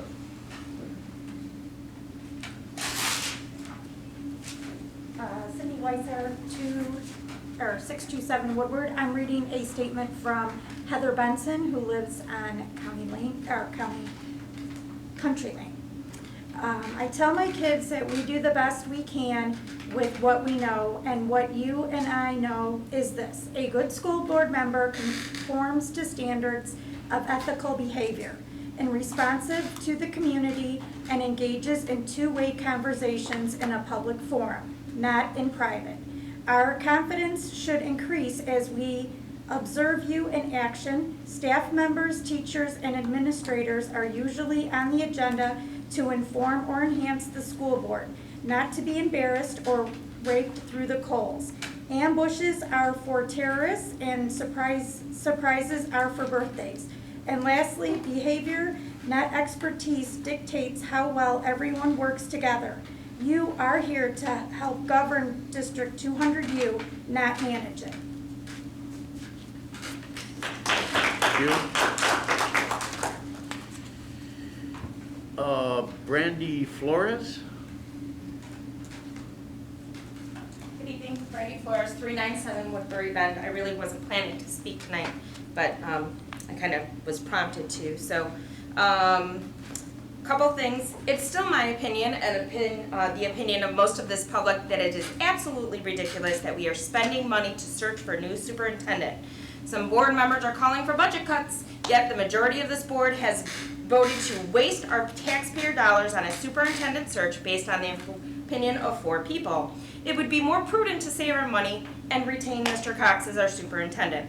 In regards to the search, how do you expect to find a superintendent or convince the superintendent to come and work for this district with the negative conditions that have been created by this board? Also, it was stated that the CNH does not have any billable hours and will not until engaged by the board. I just want to remind everyone that when questioned the specific scope of work that CNH consultants would do, the response was they would be engaged by the majority of the board. So this means that once again, 4 board members can just push forward their personal agenda like they did with the July 13th special meeting with no regard to the other board members and to the public. Ms. Weissel, I ask you not to blame the public in which you serve for expenditures that were caused by yourself, Mr. McGoldrick, Mr. Hernandez, and Ms. Ducis by violating the Open Meetings Act. Apparently, there was enough evidence in the request for review to warrant the public access counselor of the Illinois State's Attorney to investigate. This expenditure is not caused by the public, but by the actions of some on this board. If you do not engage in questionable actions, the public will not call for you to be investigated. Since all of the board members are in attendance in this evening, I will go on to state some of the things that I wanted to say last month when not everybody was here. So I am extremely disappointed in what is happening on this board. I'm confused and I want to know what's happening in this community. There are numerous questions about the decisions that have been made in the past few months that have not been sufficiently answered by the 4 members that called the special meeting on 7/13. I would like to highlight that you do not have transparency with the public, and that is why you have come under the investigations. If what is happening on this board is on the up and up, you should be able to share it with us. You should be able to shout it from the rooftops, not spread rumors around town to justify your actions. You have repeatedly waived and disregarded this school board's policy. You have no consideration of the public or your fellow board members. You have failed to uphold your duties as member of this board, and therefore you have lost the trust of this community. Thank you.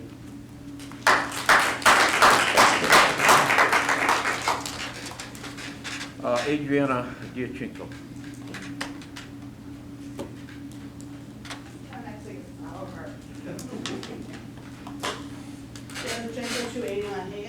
So I'm going to kind of go off on some of Randy's points, a little more specific.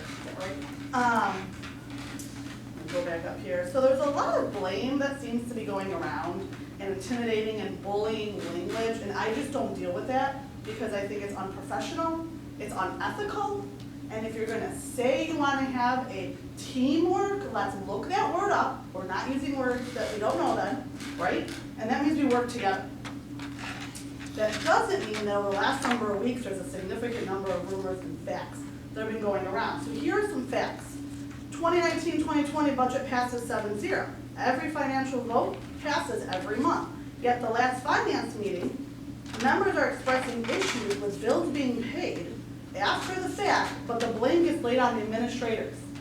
But yet the board passed the vote. So if you don't like how they're spending it, then the finance committee should be when it's discussed prior to the vote, not after the fact. You don't complain about the cow leaving the farm if you didn't put up a fence. Okay? Now, those committee meetings, it is really disparaging as a parent to tell my kid, you can't quit, you can't not show up, and yet we have board members that don't serve on committees because they've quit multiple times, members missing meetings, members who then, I don't know how you're being educated how to vote on when you're not informed about the votes being taken. You don't attend a meeting, how do you know what happens? Who is telling you that information and prompting your education to make a thoughtful, community-minded vote? Because that's my question. If you don't show up, it's like being absent from school, you miss the lessons. And then we talk about money. So I like how my name was mentioned. You're welcome. I'm glad that the state of Illinois took my complaint very seriously, that they're going to investigate it. I appreciate my state working for me. But like Brandy said, when we're talking about money, we have police presence. I've been here 14 years. I've never seen a cop at a meeting. If you're so scared of us because we disagree with you, then resign. Don't keep coming. Because no other board I've ever been to where I work, I've worked in 3 districts in 21 years, I've been here for 14 years now, we've never had police presence. Or is it the truth that maybe it's that we're wasting the village money, because he should be out on the street patrolling, that we're standing up for the kids and for the teachers and for the staff. And we're not going to take the language, we're not going to stop, you're not going to intimidate us. Todd High School, can't intimidate me, sorry. That's just not going to happen. So you can keep trying to put the blame on us, but this is your seat, these are your words. You need to take ownership for your own words and your own actions, because you're not going to make a decision and then try to blame it on somebody else. If you did it, you know up to it. As a board, your job is to meet and to the vote. It is not to micromanage and take on the roles that are out of the scope of a functioning, proactive board. And 4 of you somehow forgot that place. So we talked about the PAC and the OMA response. This is a quote from the district lawyer. A board member conducted a series of one-on-one conversations with various other board members to discuss the contents of the call for the special meeting and its attachments. He continues by saying subsequently that board member conducted a series of 2-person gatherings with 3 other board members who signed the call to discuss the content and the attachments. According to OMA and Illinois School Code 120 and Board Policy 2140, it says a board member should not facilitate interaction communicating by discussing district business in a series of visits or telephone calls or emails to board members individually. So you are admitting, your lawyer admitted $5,000 to get you tell us the truth, that you did communicate blatantly and willfully and ignored the OMA. So it's not my fault you got a bill. Okay, no other board is giving us a bill because they've never given us a reason to call the state. It continues. The call was drafted by a board member with the assistance of legal counsel.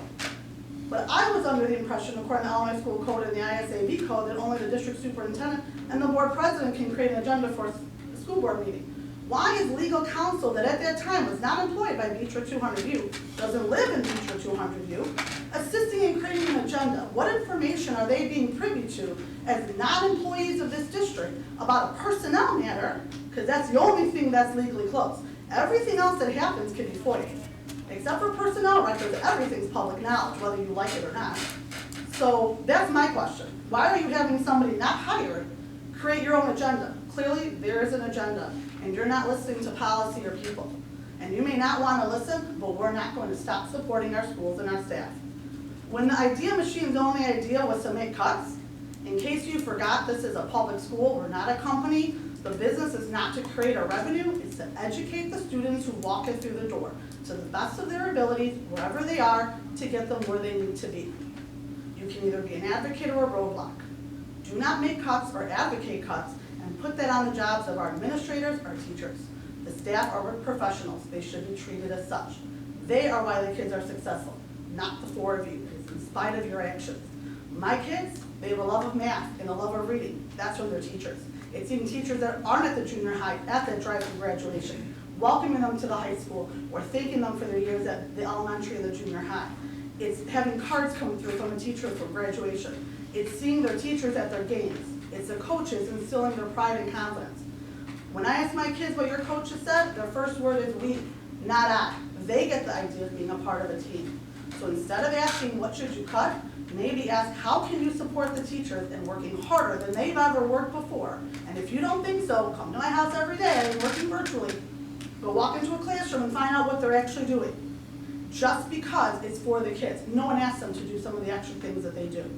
And you have not seen an angry community yet if you think you're gonna start bullying our staff and our parents.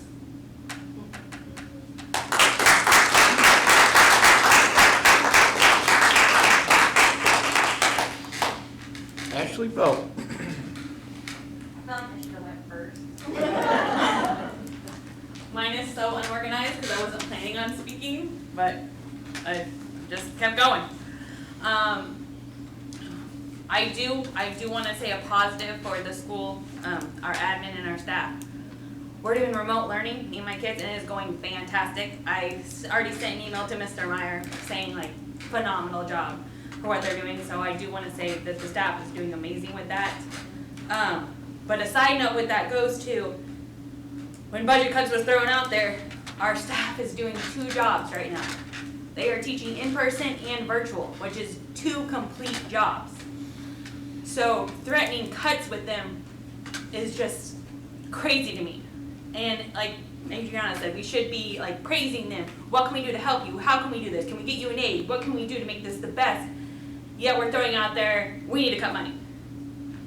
That rubs me really bad. Sorry, I have a ton of notes and they're kind of all random. The superintendent search, that whole thing that went down, I'm not really understanding how that even happened at a board meeting. That feels like it was something that should have been done at personnel and then at finance to do budget and stuff. I didn't like the fact that they even said, oh, this is normally a 45-minute to hour-long presentation. We're giving you 10 minutes, and then you're like, oh, we're gonna vote. It's not fiscally responsible. You guys are not gonna have all the facts. You're not vetting. You're not making sure that it's a good, sound decision before you vote tonight to spend, I'm guessing, is going to be $10,000 to $20,000 when we're talking budget cuts. On that end too, things that stood out to me during that superintendent search, they were talking about community feedback, very important. We're gonna public stakeholders, we care what they think. Apparently they're not keeping up with this board, because that's not it. Something else that stood out about how superintendents are transient, and we try to make sure you find one that likes to stay and puts roots down. Just saying, we got that too. So we've got a superintendent that the community thinks is doing an awesome job, the staff is doing an awesome job, everyone loves him, he put down roots, and he actually wants to stay. Even with y'all, he's willing to stay. Lord help him. I'm not understanding why, and then during the superintendent search, they said the same thing. Well, lots of schools are holding off right now because there's not a good candidate pool, there's not this. Heard lots of mentions of, we'll find a brand new person out looking for a job. I'm sorry. The way this board is, we don't need someone that's never been a superintendent before. Because if we don't know our jobs, we definitely need someone that does. Because I've been to tons of committee meetings and board meetings, and this man he knows more about the school board than you guys do. He is constantly redirecting or finding or saying, no, we don't do that. I even like when Izzo did that, because Izzo would step in, no, we're not supposed to do that. He saved you. He's the reason you probably never had OMA violations and PAC violations before. Because he stopped you before making those mistakes. But then you fired him because, he hurt your feelings. I don't know. Sorry, keep on. Search firm. Also, the 2-year guarantee, if we do go with the search firm, if you don't listen to me, because you haven't been listening to me all for months, I would go with the guarantee, because Lord knows we go through them like hotcakes. Let's get a guarantee so we can maybe save some money in 3 years when we get another one, because they don't do something we like.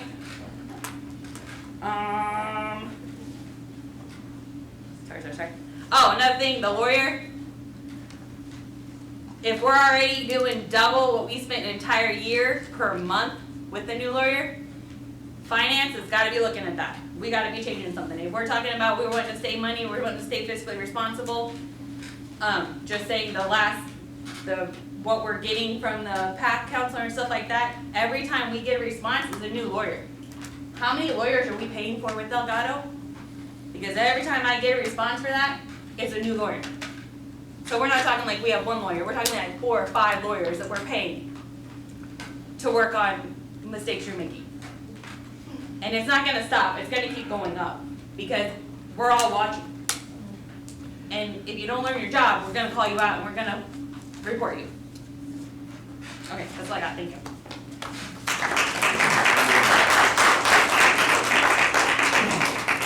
Okay, Ron. I'm gonna speak to my fellow board members. If any of us took a minute and just looked at the embarrassment, Ms. Weiss, me and you had a conversation about this with my comment. Ron, please speak up. We can't hear you. We can't hear you. This is to my fellow board members, have any of us took a minute and looked around at the embarrassment we brought to ourselves? I'm talking to 7 of us. I know, Mrs. Weissel, you sent me that message, and I just want to make it on the record, because that you sent me the message about that email I sent you, about the board retreat, and I'll get into that. I stand by that comment.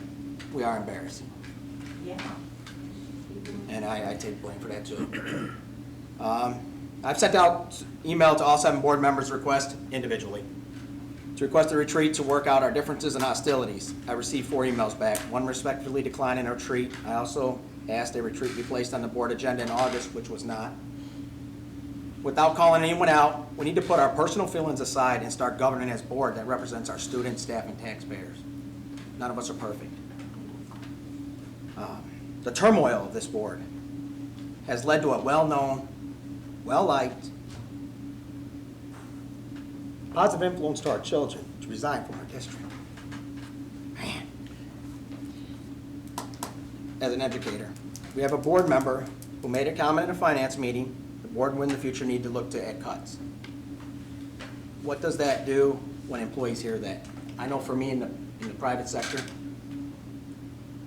man, I'm looking for a job. I'm getting out of there. It's probably, if that's not what you meant, Ms. Joyce, I apologize for taking it out of context.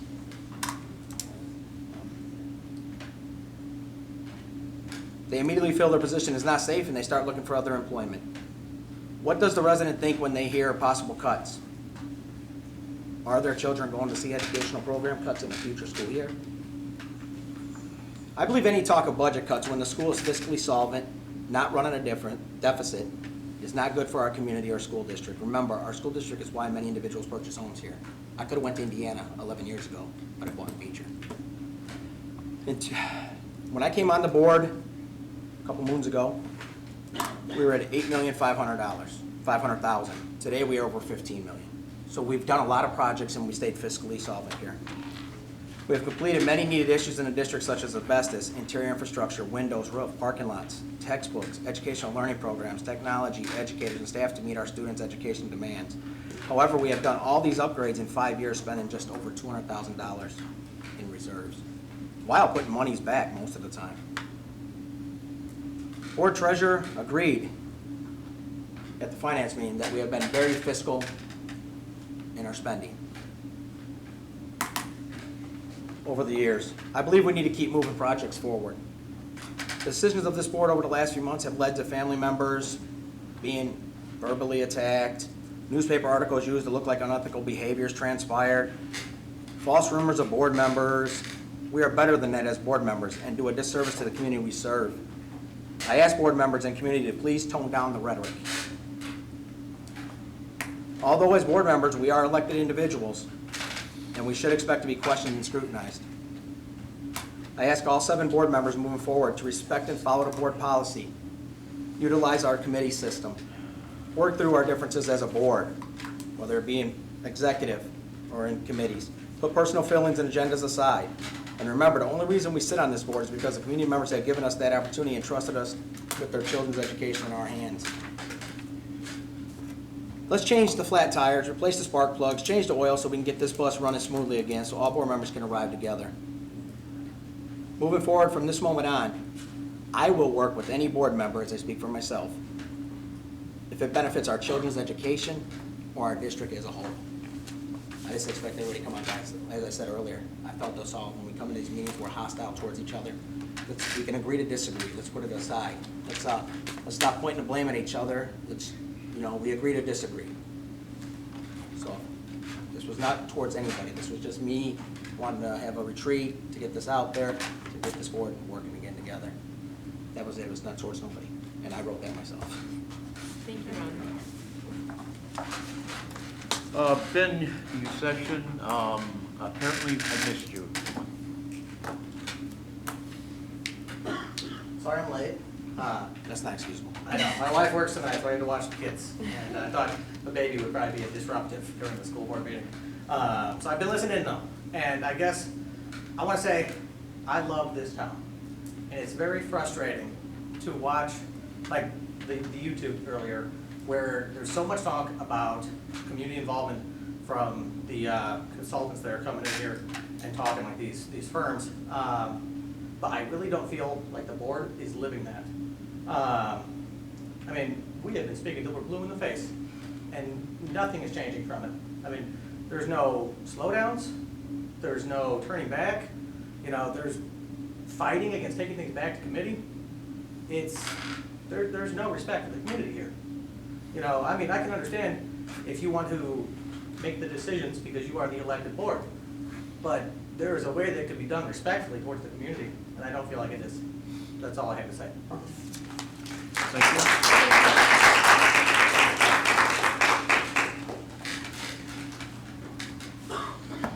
Mr. Meyer.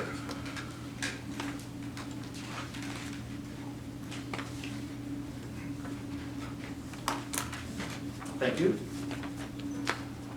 You have my documentation of my board report in front of you, but I basically want to say thank you. So, to change the atmosphere around here a little bit, I'd like to say thank you to my den mom #1 over there and my den mom #2 over here I've asked their help in baseball and softball with attendance, with pictures, with all of that, and I truly appreciate all that you've done, and so I'd like to publicly thank you for that. Thank you. Thank you for everybody who made spectators a possibility for fall sports, because that is truly for the kids and also, you know, for the parents. But I'm sorry. First for the kids, but thank you. Denmon 1 was Mrs. DeChinko, sorry, for baseball, and Denmon 2 was Mrs. Pappas, so I Yeah. probably should have said that. No, I apologize for thank that. you. Number 2, I'd like to thank the board. I'd like to thank you for what you have done to the junior high in terms of our gym. Mr. Cox wrote about it. I've been asking for years for something, and I know I didn't get here when the gym was built, so you deal with what you have. But over the years of ridicule on every game night, when people come and ask, why aren't there more bleachers? Why are there 75 lines? I don't know. I didn't make it. I'm just saying.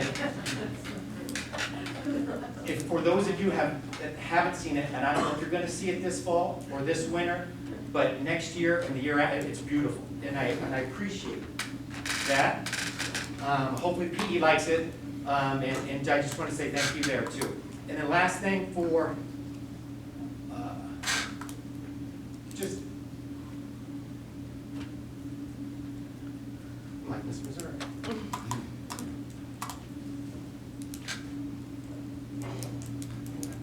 For all of us to move forward, staff, admin, teachers, aides, tech staff, everybody, and how we have tried to come together, this is difficult, extremely difficult. What Mrs. Belt said, what Mrs. DeChinko said, there are some great things going on. Teachers are working their tails off, aides are working their tails off, and we're trying.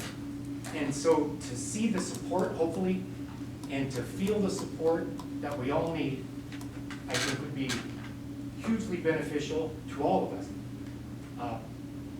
And I just want to say thank you to all those people. Thank you to you, because we still have to move forward. We still got to get better. So that's all. Thank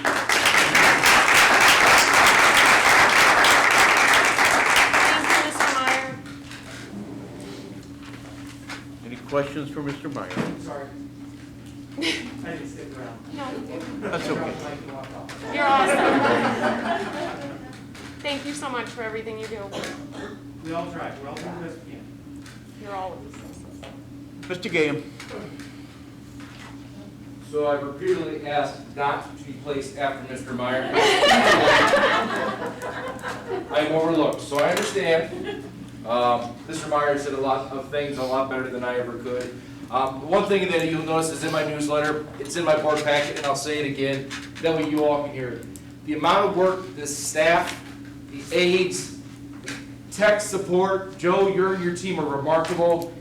Every single person in this building, every single day, busts their hump to make sure our kids get an education. If you don't believe that, my son, who is a 6th grader in Griffith, Indiana, hopefully they're watching this, I doubt they are, but I'm a dad in Griffith. He's had 18 days of school. 13 of them have been in an advisory period because they can't figure out how to put a schedule together for my son. And we hit the ground running in this district day one, and our kids have not missed a single day of education. And that is the staff, that is the aides. It's not me. It's our staff and our aides and our tech company right there. So those are the people we need to make sure we always support. I can't say enough nice things. Mr. Meyer, you too, buddy. You're great. So, other than that, you guys have my board report. If there's any other things on there you have questions about, let me know. Thank you. Fantastic. Thank you. I just want to echo that. I've had a number of parapros and teachers and everybody reach out. I am so thankful for you. You guys are doing way more than I'm doing because I'm completely remote. You guys are amazing. And the kids are happy and safe. And it's because of all of you.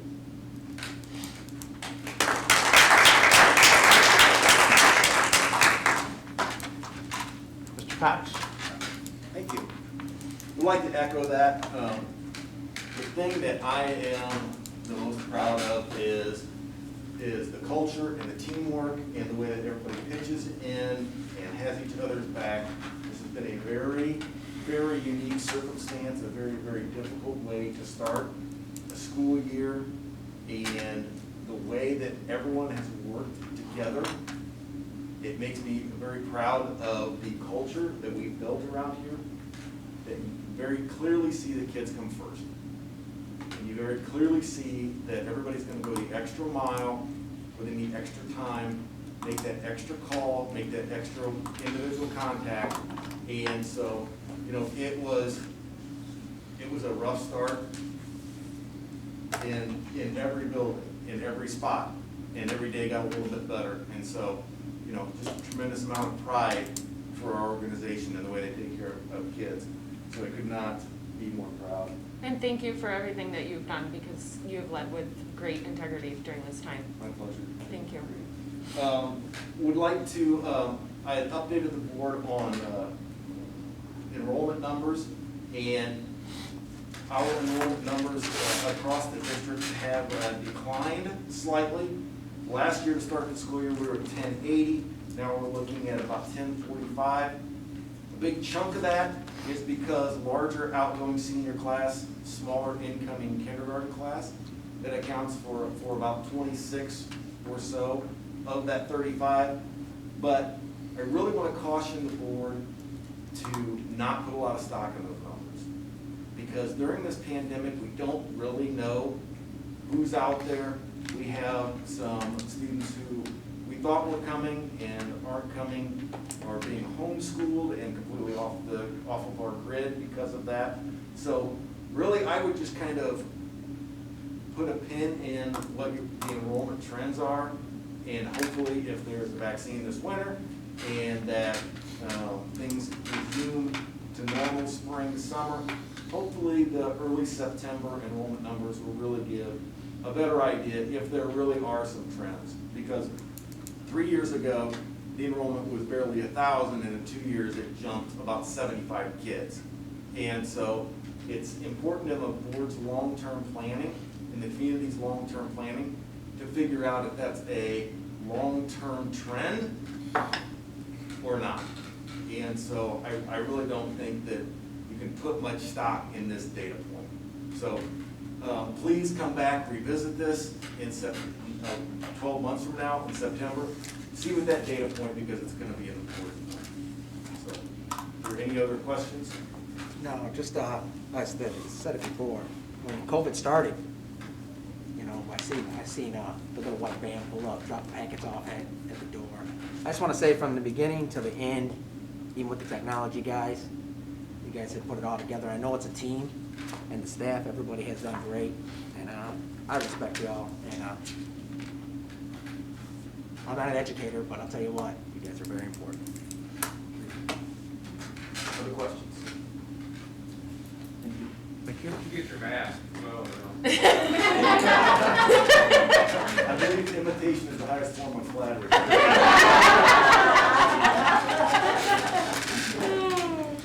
But I can't see your mouth move. Yeah, I know, I can see, Mr. this is President, I have a Jack. little more girth to this. Mrs. Black. Well, mine will definitely stay short so I don't get as emotional. But a couple of things. Obviously, our teachers have done a fabulous job, an absolutely amazing job. Our teachers, our aides, our nurse, that was one person, nurses, I can't even tell you how much information I've learned, how much, I know Angie for sure, just because I see her at my building, but I'm sure that Mary Kate's the same. I mean, they are on a first name basis with everybody at Will County Health Department. They know the ins and outs and everything that is going on. And it is absolutely amazing to me. And they do a very thorough job with everything that needs to get done. So everyone's support and everyone working so hard is very much appreciated. The other thing is going along with what everyone has said and some of the messages that have already been said. Our most important job, I feel like our most important job, is to give the teachers what they need, to support them in any single way we can. And I cannot solve every tech problem, not even close. But I can walk into a classroom and say to a teacher who's been crying for the last 3 days, what can I do today to help you? What can I do right now to make tomorrow better? And that's what we have to do to make this happen. It has to be that. And that's what we need. Oh, any questions on my board report? Thank you, Mrs. Thank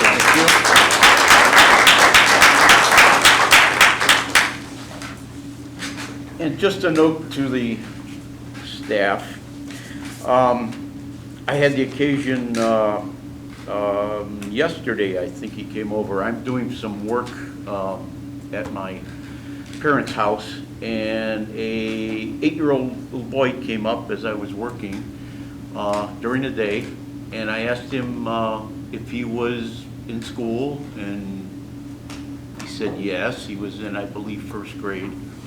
And I said, well, which school do you go to? He said, well, we're remote. I'm doing it at home. And he was walking the neighborhood, and I said, well, do you like just being at home?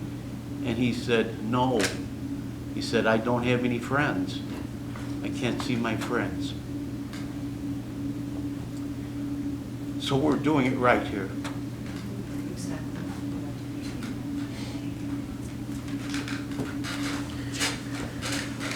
Reopening plan? Your transition. Thank you, Mr. Vernon.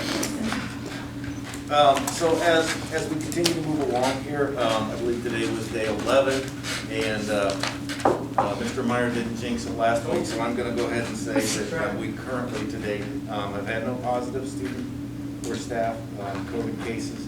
However, it's been really, there's a silver lining when you have repeated false starts, and so we've had quite a few students who have either felt ill or somebody in their house has tested positive, and so in those instances, you have to immediately go through all of your contact tracing protocols. And the fact that we have been able to repeatedly use those protocols and refine them in an environment where at the end of the day we didn't actually need them, I think it has been a blessing. So when we do, not if, but when we do have a positive test, then we know that our contact tracing protocols are working really well. Also, our synchronous model, currently we have about 30% of our students at home doing the remote engagement, and our synchronous model has worked really well the older that you get, down to about 3rd grade. It continues to work really well. below that, it gets really problematic in a hurry. I know that there's been a lot of extra work, a lot of communication, a lot of trying to figure out what pieces will work and won't work. And so kudos to those staff members at all walks, the ones that where the technology piece is working well, but then maybe as much or more so where it's not, and all the great lengths that everybody's gone through to try to take care of kids. So we're continuing down this path, and we continue to be responsive to Will County Health Department. Anytime that we have any question about any particular case, that's who we call. They're the experts. So we continue to take direction from them. Great. Good job. Mr. Cox, how many students are you estimating are in each class? So if there are 30% at home, then you're probably looking at 17 in person, 8 at home, somewhere in that neighborhood. 17 and 7. And of course, those are averages, it just kind of depends.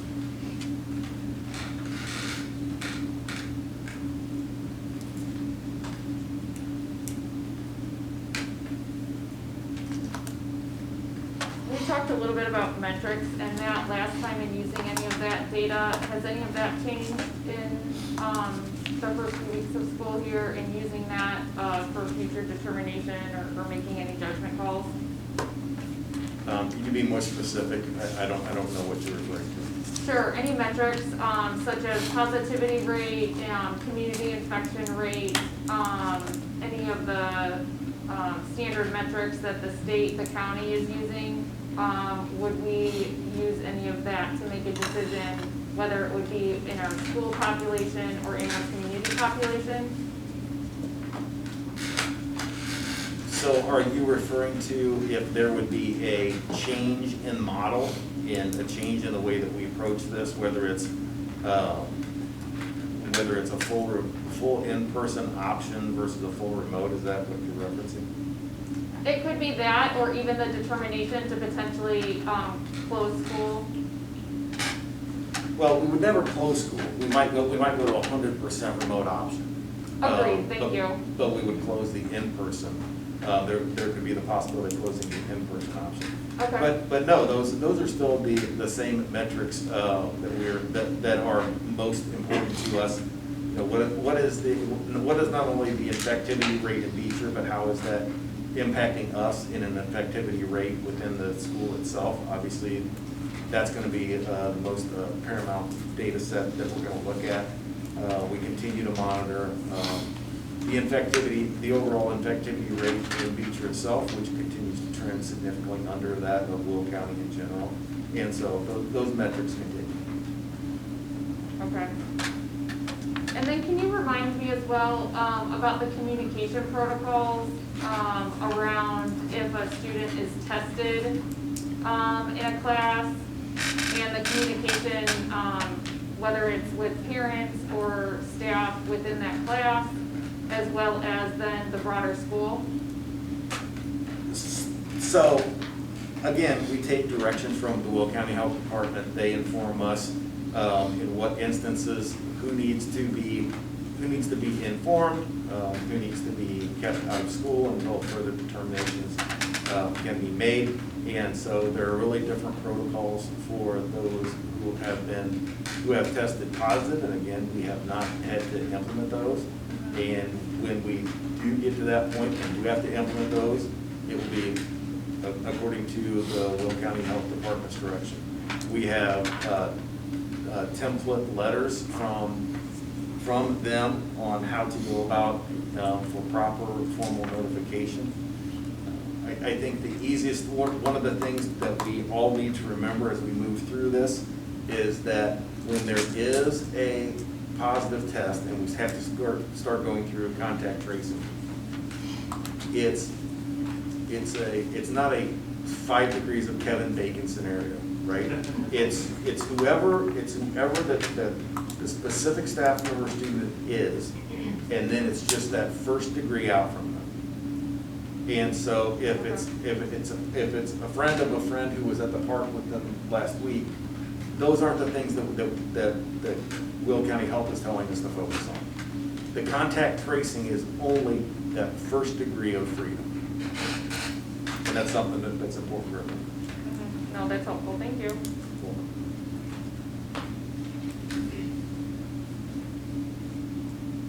Anything else? I need a motion to go into executive session. So moved. This is second. Goldberg? Yes. Herman? Yes. Weissel? Yes? Lucius? Yes. Hernandez? Yes. Pappas? Yes. Missouri? Yes. Motion carried. Thank you all. We'll resume shortly.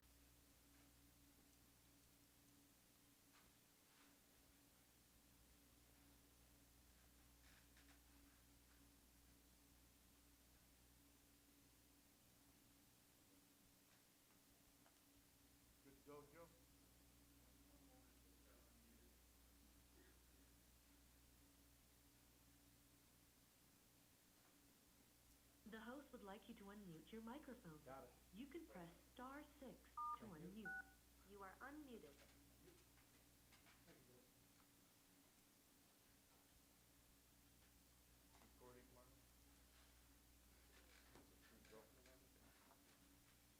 Okay, go to committee reports. Ron? On the policy, everybody understands that,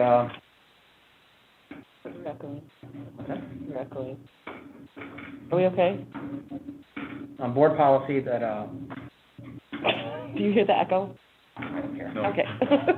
On the board policy, as we know, we passed the 7-0 last board meeting with the IASB. Reached out to Mr. Herman, President Herman, and Superintendent Cox, and they wanted us, because ours was kind of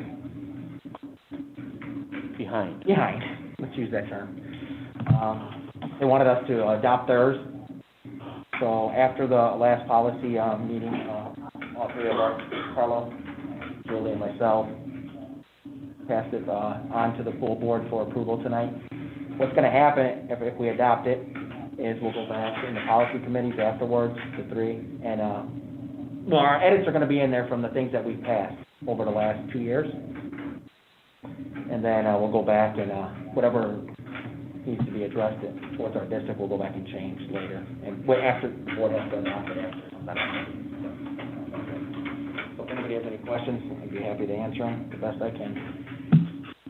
So, Mrs. Pappas wrote an email to the IASB, man in charge of the policy, Ken Carter, and she wrote, I would respectfully ask that you communicate any needs and or requests specifically through Brad Cox, Superintendent Marla Health, Business Manager Larry Herman, Board President of Missouri.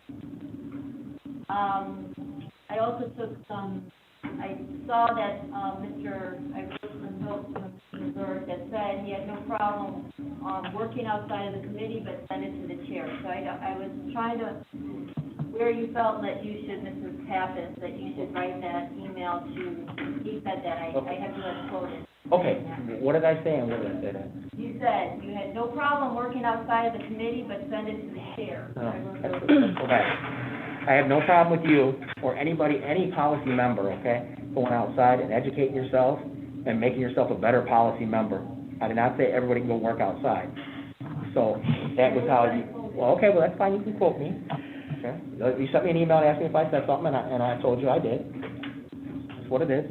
I did not say that people should work outside. So so I'm going to use, for instance, in December of 2019, and this is not what I wanted to get back into. Mrs. Joyce has asked all the board if she had anybody had any questions for finance to bring them to her. All I'm saying is, you know how many policy meetings I went into, Brian? Carla, you had the Illinois Association of School Board was it PDF or? PDF. And I didn't have it. And the district didn't have it. It was never given to me. So here I am presiding over a policy committee meeting, and I don't even have the updated stuff. So it's not no blame towards you. It is what it is. We move on from there. But you, Julie, and me, I wouldn't, would Liz like me to step on her and go out and whatever her finance committee is? No, she wouldn't. So all I'm saying is work within the committees, as I said in my thing when I read it tonight, work in our committees. That's all I said, I you know. think that's like saying, I don't think we have a policy like that. We'd like to get a policy that you can only send, that the only people who could ask questions are, and if you refer to Mr. Herman or the chairman, then you could take that to policy, but that's not a policy. Right. Do we really need a policy? See, we don't. Can I time out? I'm sorry, is there any way we can, like, turn down the echo or anything? I don't know, I just, Joe? I'm not sure. I'm sorry. We have an echo up here. Joe, can you explain? Because I have nothing to do with this right now. There's a big echo coming from Marla's vicinity. Is there any way we can, like, turn it down? I'm off. You can just mute it. Does anyone have speakers? Just press the mute button. It's not me. Laptop. I don't have anything going. Joe, I just got a message from someone listening to this that there isn't sound on the recording right now. Oh, Yeah.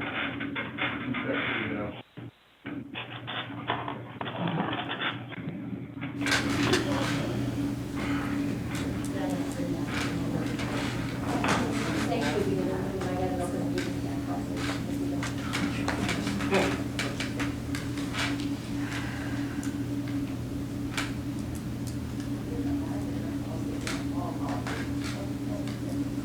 I'm getting sound now, but I think there was an issue, but it is now fixed, so we're good, thank you. Testing? No, Okay. it's still there. So, just what I said was, let me just sum this up real fast. If you have a question in policy, that's fine. You can bring it back. You can make Carla, you can make me and Julie better. Julie can make me and you better. I can make us both better.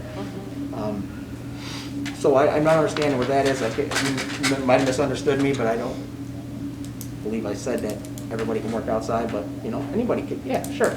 But again, let me go back now. We made a motion where there's only people that can talk to the attorneys, right?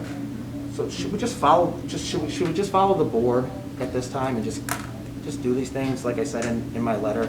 Follow the committees, respect each other, instead of like I said, I didn't have that word. You gave it to Marla, and I finally got it. How long did you have it? So isn't that like saying, let's say that you had a question for the auditor? You'd have to go through the president? No, I think you're. That seems to me like that. No, I think you're taking this way out of context, Carla. I think what I said was anybody can go. If Liz has a question on policy, she can call Mr. But at least give it to the board so we know. Liz, I'm just using you as a. Right, except for that's not what she told Mr. Cotton. Oh, I think, I'm gonna read the whole email. That you wrote. Yeah, I absolutely did. So, say when I have a question about facilities, or I have a question about finance, I'm not gonna call the treasurer myself. I'm gonna ask Ms. Drushas at finance. If I have a question about facilities, I'm gonna come to the facilities meeting and I'm gonna ask him a question. I'm not gonna go ahead and start talking to people that are circumventing him, okay? What happened with you guys contacting Ken Carter made for a really confusing situation, and it could have been done so much easier had Liz come to the meeting and said, this is my idea, we should talk to him, whatever, instead of working around us, because it cut out the policy committee completely. So I'm just gonna read my whole email. I said, thank you for all your work on our Beecher School Board policy. As a member of the policy committee, we are excited to get to get our board policy where it should be. The committee consists of Ron Mazurek as chair, myself, and Carla Weissel. Liz Dushas, school board member, began contacting you without any previous conversations from anyone else except Carla on the school board or admin. This circumvention caused a great deal of confusion and issues for the committee. We currently have a lot of disappointing actions and circumvention issues going on with our school board. As the committee members are dedicated and working hard to ensure this is done correctly, I would respectfully ask that you communicate any needs and/or requests specifically through Brad Cox, superintendent, Marla Helt, business manager, Larry Herman, board president, or Ron Mazurek, committee chair. I stand behind that. 100%. So I'm sorry, but I feel that was an overstep, and I was requesting them in case they didn't know that you were not on the policy committee to talk to us, and then please come with your questions so that we can talk about things. And I will also remind the committee that the information was shared as Carla posted it, shared it, brought it to the committee for their awareness. It was not brought So outside did of Carla that talk to process. Ken, or did you talk to Ken? The information was provided. I never talked to him. Okay, so since you talked to Ken, if you just had come and talked to us instead of feeding her the information, it wouldn't have gotten so confusing. Well, the information was pushed through the committee process, just like you requested.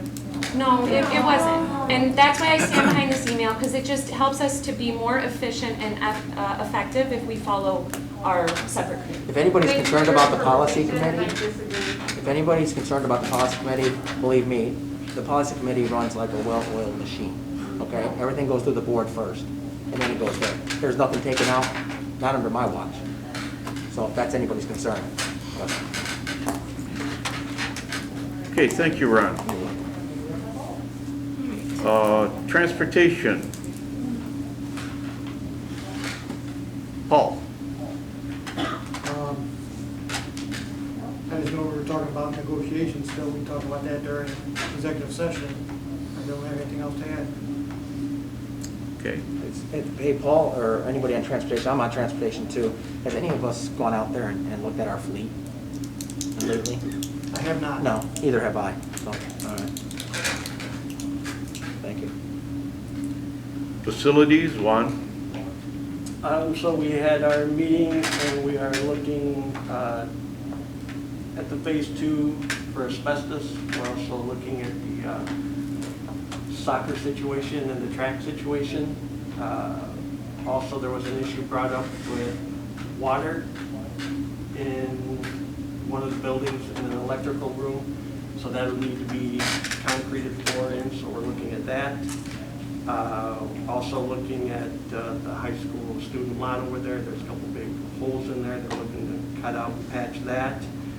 And we're trying to continue to come up with searching out some answers for the air conditioning that we started last year, but with COVID got kind of sidetracked on that. So hopefully they can come up with some options that we can look at, get a comprehensive plan down and bring it to the board and maybe see how that works.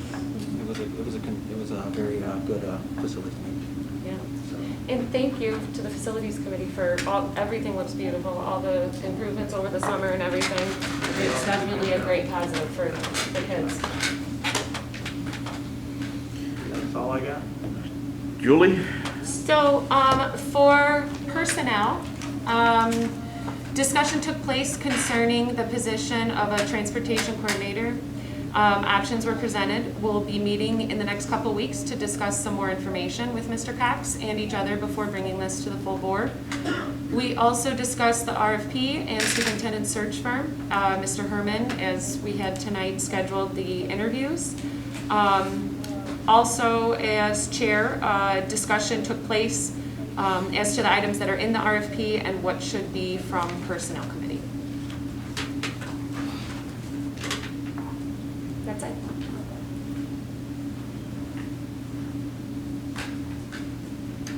Liz, finance?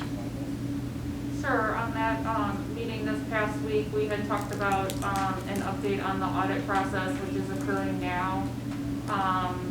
The timing might be a little later than what we've had in the past, just given their work plan this year.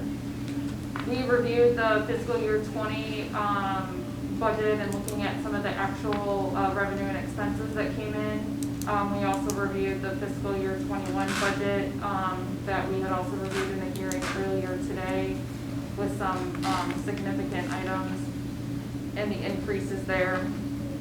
Then we also had a discussion on gift cards, and I'll highlight for the board the reason for that was around IRS reporting, not employee awards. We just want things done correctly and properly within the district, and that was brought to our attention. The 5-year plan process is always a work in process, and also note for the board that we are projected to be in an operating deficit position for fiscal year 21 and the following 3 years. And we do not have a plan to not be in that operating deficit position as of now.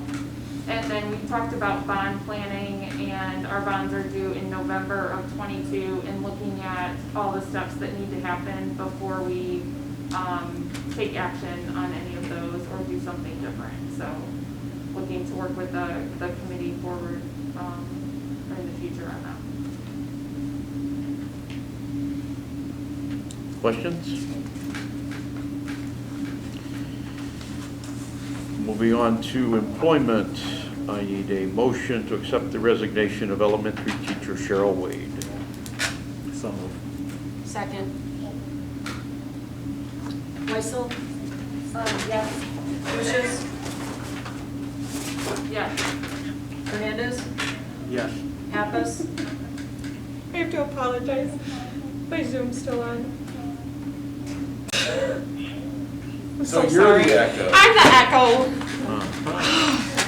Sorry, it's not good for my ADHD. Okay. Pappas? Yes. Missouri? Yes. Goldberg? Yes. Herman? Yes. Motion carried.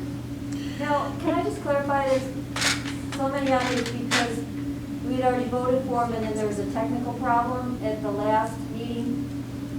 And with the Zoom, people were trying to get back in and they couldn't get back in. So I think we have to vote some of these positions again. Correct? Aren't some of these on there? Isn't that why? Wasn't Mr. Oliva on here before? These are He's not been on there these before. are all new action items to account for personnel movement since the last full regular board meeting. Are there any, so are there some that, the last meeting that we voted for and that we have not voted for, John?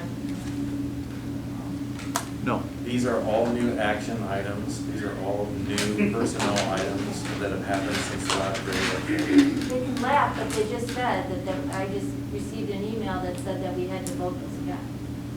Didn't I receive an email? That was Yes, we did receive an email from the illegal. If that was I guess What email, time did that come in? yeah, I don't know what email you're referring to. Was that an Open Meetings Act violation when we did that and they said yes? So I'm under the impression that we would have to vote those again. Is that the email sent at 5:18? Somebody could read it. Perfect. I don't believe we're allowed to. We're aware of no technical difficulties from the regular August board. Yeah, if there was, it should have been sent early. It was communicated to the president of the board earlier this month. And I talked to the administration, and I did not recall a problem, and nor did they, and they checked with Joe, and he did not find a problem. I would agree with Carla that there's a potential OMA risk there. There were two separate Zoom links. I forwarded the specific email showing that additional, so if that's a decision I of the didn't get board to that proceed, email. but it should be considered as a potential risk going forward.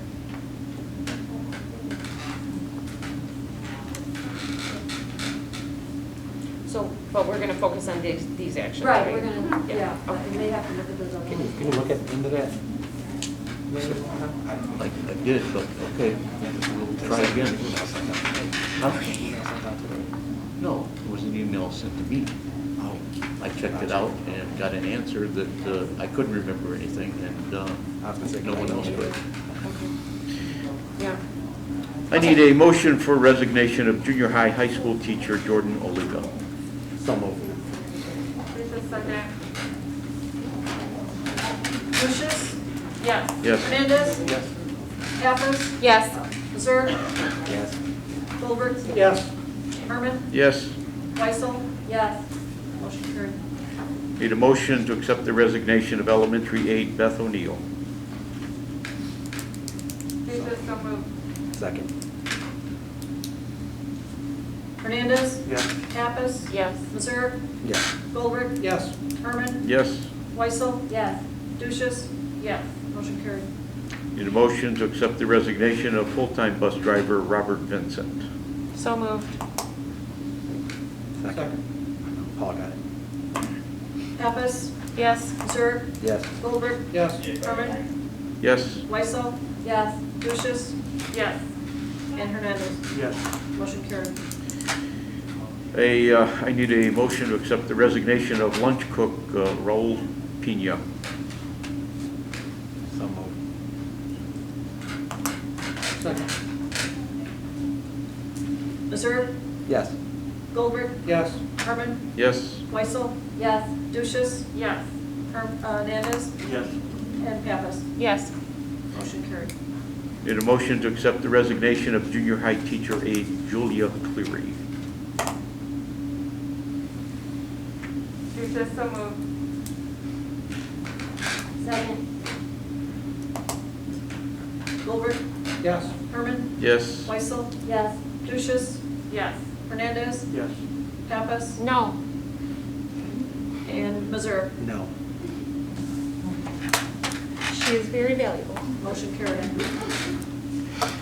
I need a motion to accept employ, for the employment of substitute cook Dana Schurer. So moved. Second.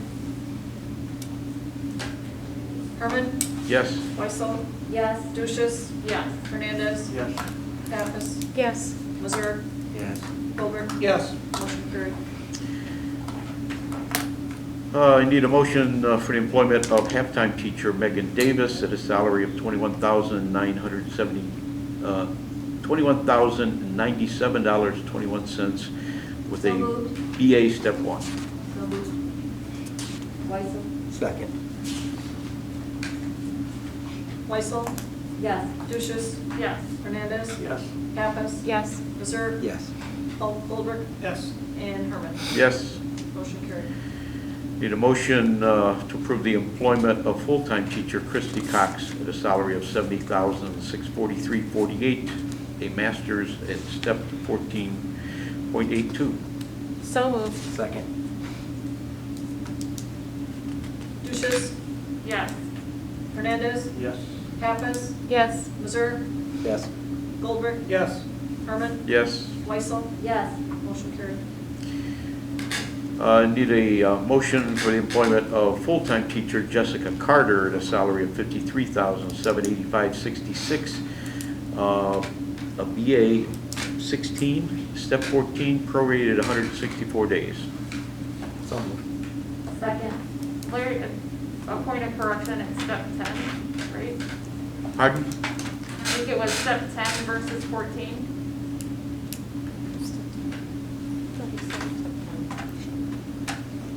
Should be step 10. It is step 10. BA 16, step 10. Step 10, oh, okay. That's what I heard. Okay, Missouri is motioned, who's second? Or maybe you don't need it. Did somebody second? No, here's a second.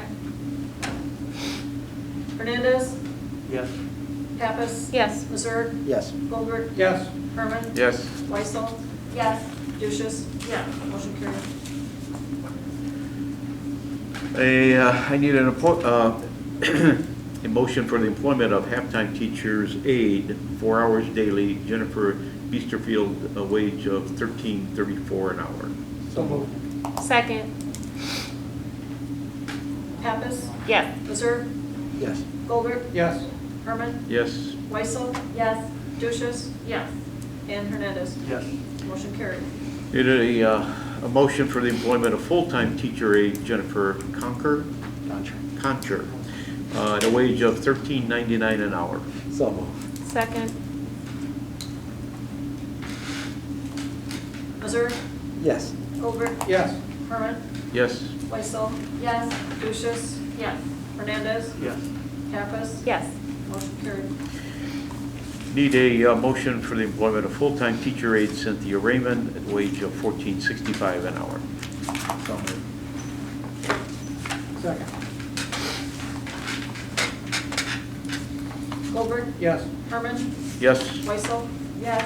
Lucius, Yes. Hernandez, Yes. Pappas, Yes. Missouri, Yes. motion carried. I need a motion to accept to approve the IASB's pending adoption version of the board policy manual with the policy committee's recommended changes, including amending the names into positions on policies as presented. So moved. Second. Herman? Yes. Weissel? Yes. Duchess? Yes. Hernandez? Yes. Pappas? Yes. Missouri? Yes. Goldberg? Yes. Motion carried.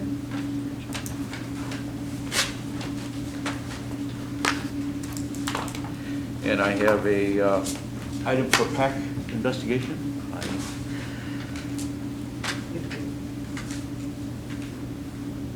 I believe your law firm has sent you a series of recent updates on their progress into the missives that have been filed with the Attorney General's office. And so I don't know what other questions you might have.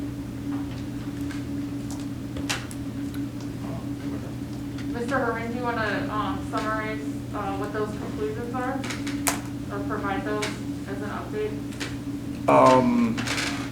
The only update I have is that the law firm responded saying that there was no, in their opinion, there was no violation of the Open Meetings Act. That came from the Attorney General. No, that came from our board attorneys. I believe part of the board attorney memorandum also talked about it was their opinion that the corrective action that the school board had taken by reading the public comments would satisfy that section of homo violation. Yeah, that was one. That was a separate issue? That was a separate issue, yes. So there,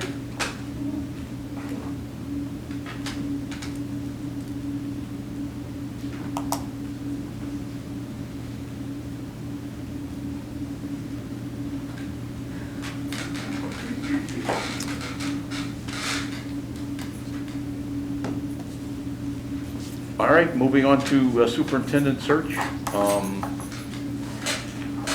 You heard the two. Mr. President? Yes, you can. Thank Have a good night. Thank you. Good night, Mr. Carter. Thank you very much.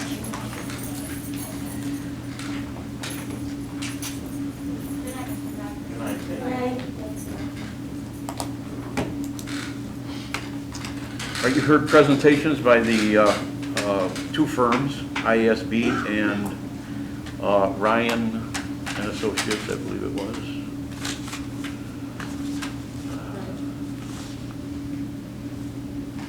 Ray and Associates, I'm sorry, Ray Ryan. And previously we received The ISD. we received cost sheets on both of those and their presentations.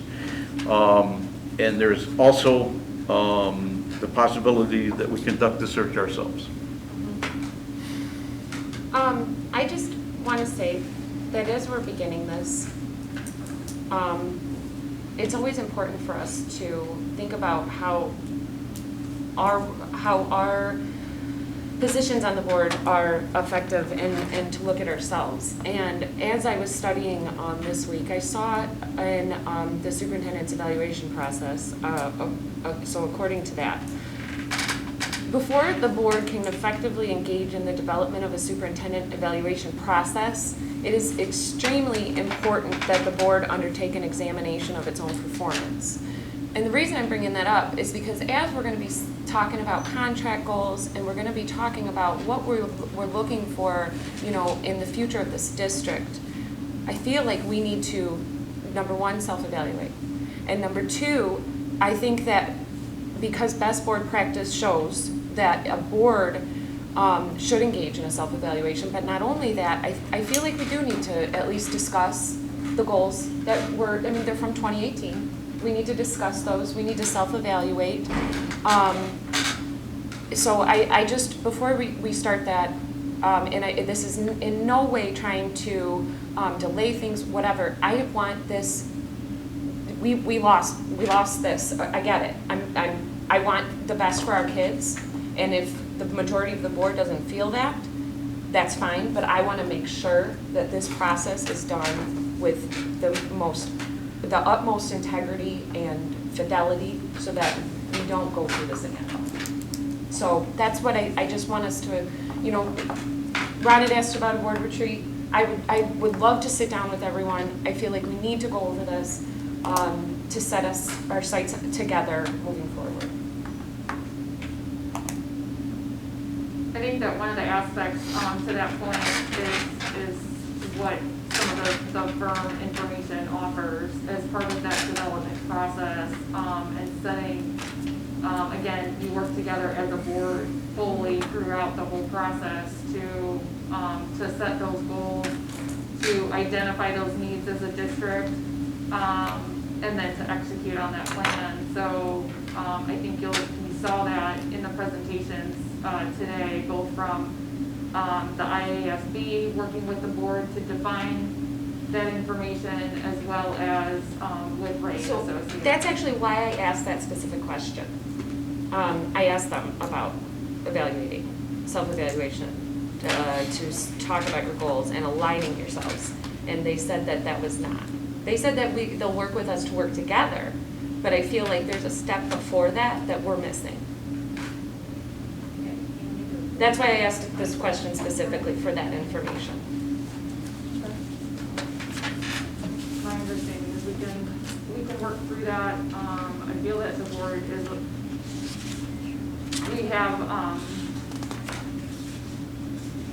information provided, you know, from each of these firms, and saw the differences today in order to move forward with that process.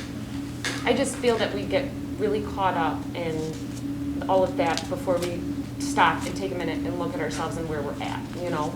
I understand that, but it's just, this is why we have the field services directors, Dr. Hall, Retha, so that they can come in and we can do that, you know. Just trying to motivate us to all be our best selves.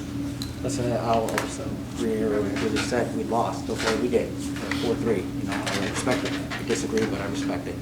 But I'll make it clear now.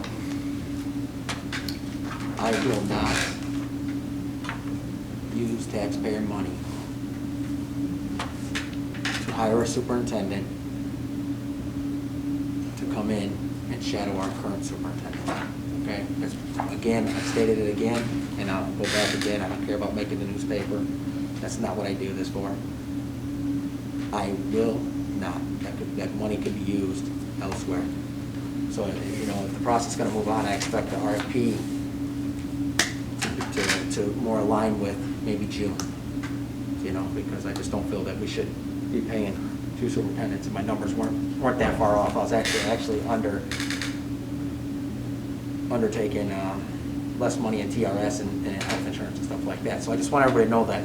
Listen, I like I said, with Julie, we lost 4-3. But at the end of the day, I don't want to employ 2 superintendents.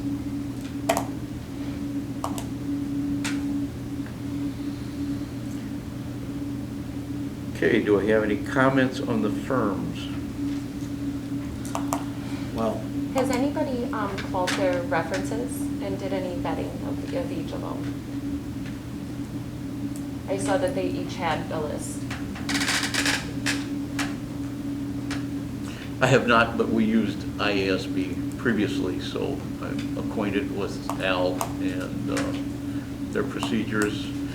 I still have the brochure they put out. Yeah, it was in the folder. Okay. Is that who you worked with before? For Mr. Cox? Yes. Yeah. And I know nothing about Ray and Associates, or whoever they are.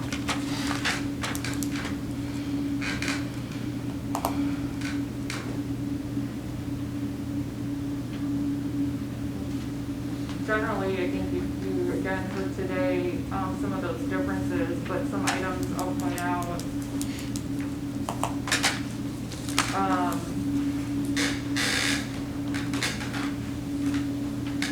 difference is, the IASB is less expensive, in terms of dollars, and has a variety of additional services. And that's where I'm saying, I think that we could incorporate those services, in addition to engaging in that process, through the IASB. Do you have to pay your field services director to come out to do training?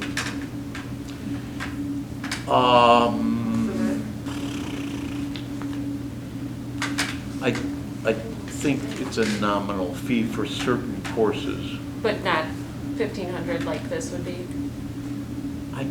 I think, no, I think they come out for that.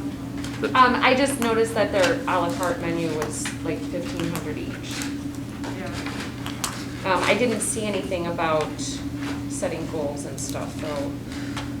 No, but that is an additional session offered, by the director, that we could On this choose to sheet? employ them. No.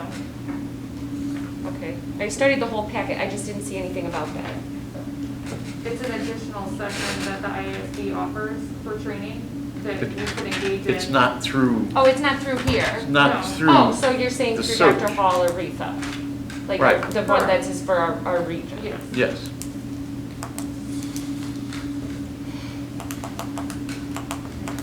Otherwise, what they were saying sounds pretty much the same, the number of candidates and how it's done all sounds pretty much the same, with IASB being less expensive. So since we talked to Mr. Mobley tonight, would that be the person that we would stick with? Or are we gonna have a variety of people, like, or is it like the same person? He is, they have it in regions, he is for our region, he and another associate of his. So did And I- he also work on the process with Mr. Cox? Yes, he did.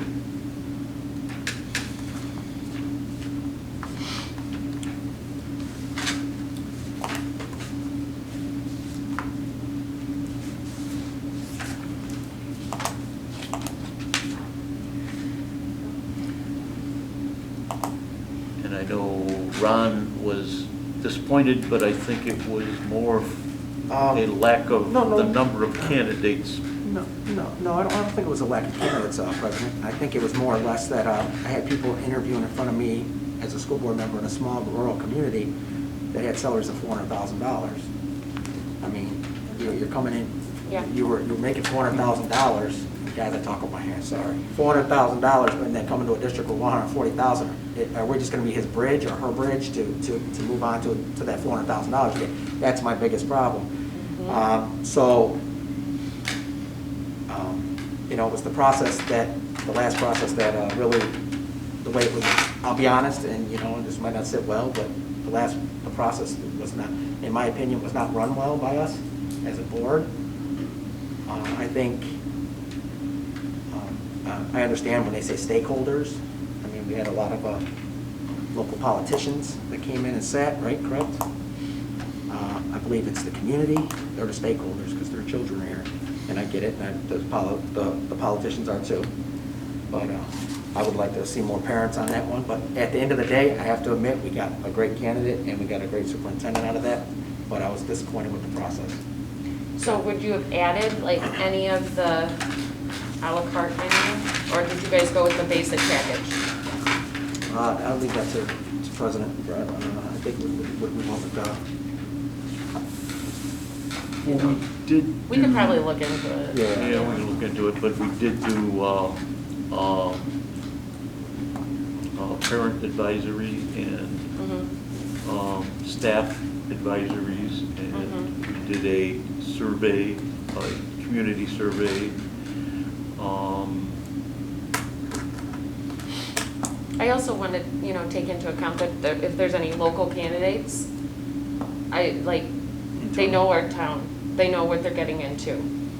And I feel like that would be a very valuable Here's, Julia, I'll echo that. Do we have any, I think, I don't remember. I know we had a couple candidates in the last one in our own district. I mean, if you promote from within, I'm a firm believer if you promote from within, you keep morale, you build morale in the district. And that's just like any job. That's within karate, that'd be within Carla's job or Liz's, Absolutely. Julie's. The last superintendent in Lansing, she began as a lunch cook, or a lunch helper, I'm sorry, and she retired as superintendent. She had an incredible career, and she was there the entire career. And that's why I agree with, looking within and everything, because we need a big morale boost. Yeah. So, like I said, if we have candidates inside, maybe send them to the personnel committee if that's what you guys want to do, or build our morale within the district. Because I think we got a great morale right now. But I know it's taking its hit, but I think we can bring it back. That's just my opinion. Yeah.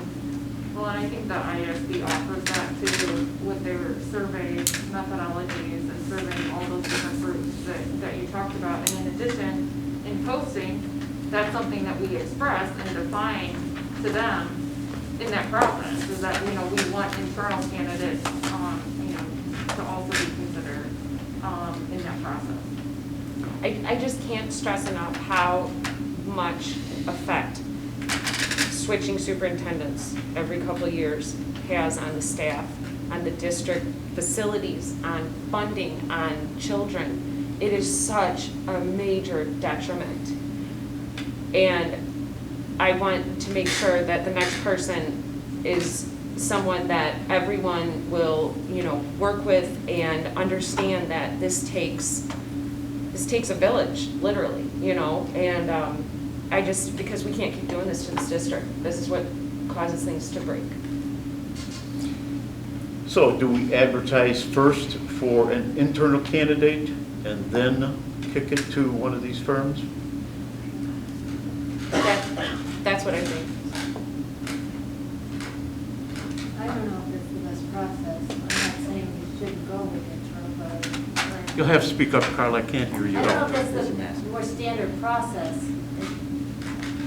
I'm not saying we can't do that, but we can't consider internal candidates, but I think we need to make it go through a process. We haven't asked. I mean, we could have people that already have this licensure. We could have people that, and that would be incredible for our district. And then we save 10, 12,000, I just think it's something to be considered. I think I'm the first one to brought that up. I appreciate that, Ron. I'm the first one to brought that up. I think that we have internal candidates. If we have, I don't know, like I said.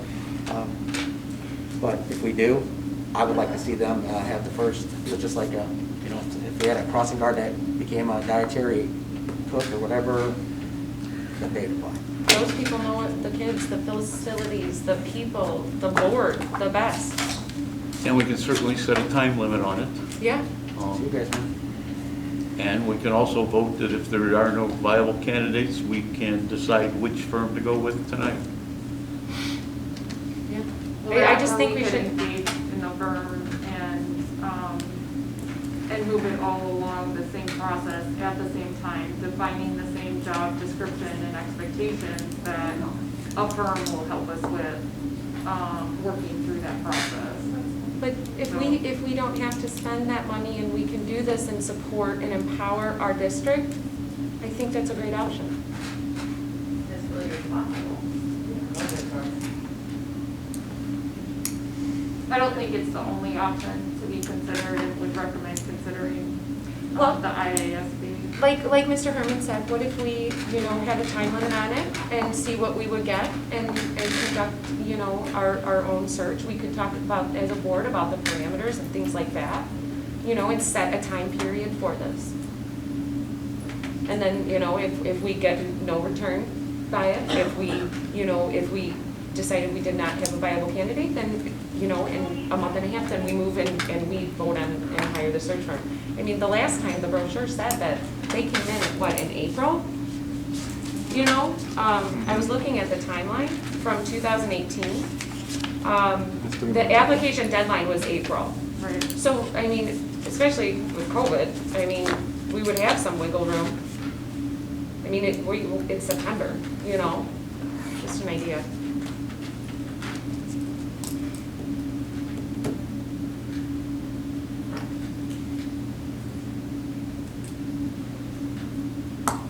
I would recommend that we, or my input is that we engage in the search firm so that we can start with that process, because we don't know, you know, the results either. And I also think incorporating a potential, you know, board development session as part of that will be valuable and help define the process, regardless if it's an internal or an external candidate.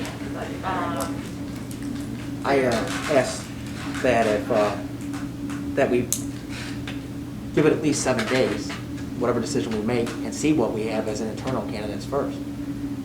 You hear me out, please. See what we have first. Maybe there's nobody that wants it. And then just at that 7 days, just push it out to the whatever firm that we choose. It's a lot easier to hire another administrator or teacher or whatever than a superintendent, you know, and if, and I just respectfully would ask that we would give this a short time frame. We could talk about that, you know, and then give this chance to empower our staff without spending right away. Like, we do have time, that's a luxury, you know. Well, not necessarily either, because the candidates, you know, have already committed Sure. to other opportunities as well. Yeah, but it is still September, you know? It's What very- about, in getting both of those together, can we obtain internal candidates, you know, for 7 days and vote on a firm tonight and then engage in the contract after what you're proposing in 7 days? I think that's what Mr. Herman was talking about earlier, right? But let's vote on the contract Yeah, I tonight think so that that's we what- can execute. That's what I suggested in the first place.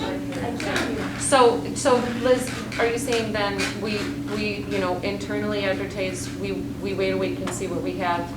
Do we meet again, or? No. But then how would we decide, like, okay, we're gonna give this the fair shake, or are we gonna move on and hire the firm? I think Mr. Herman, could you explain yours again, Mr. Herman? I suggested that we advertise internally for a candidate for a certain period of time. If we don't have any, then we go with the firm that we decide on tonight. Okay. If there are candidates that apply internally, then we would have to have a special meeting and decide if they're viable and Okay. accept them or go with the search firm. Right, but then the decision's already made with the firm The tonight. the so firm we would can be move decided forward. tonight, yes. Yeah, move forward with that as well. Okay, as it stands though, it would be on pause until we saw what the internal candidates might be. Okay. That's my understanding based on his description. Okay. We're agreeable to that? Yeah. All right, now for a search firm. I just want to say, this is great.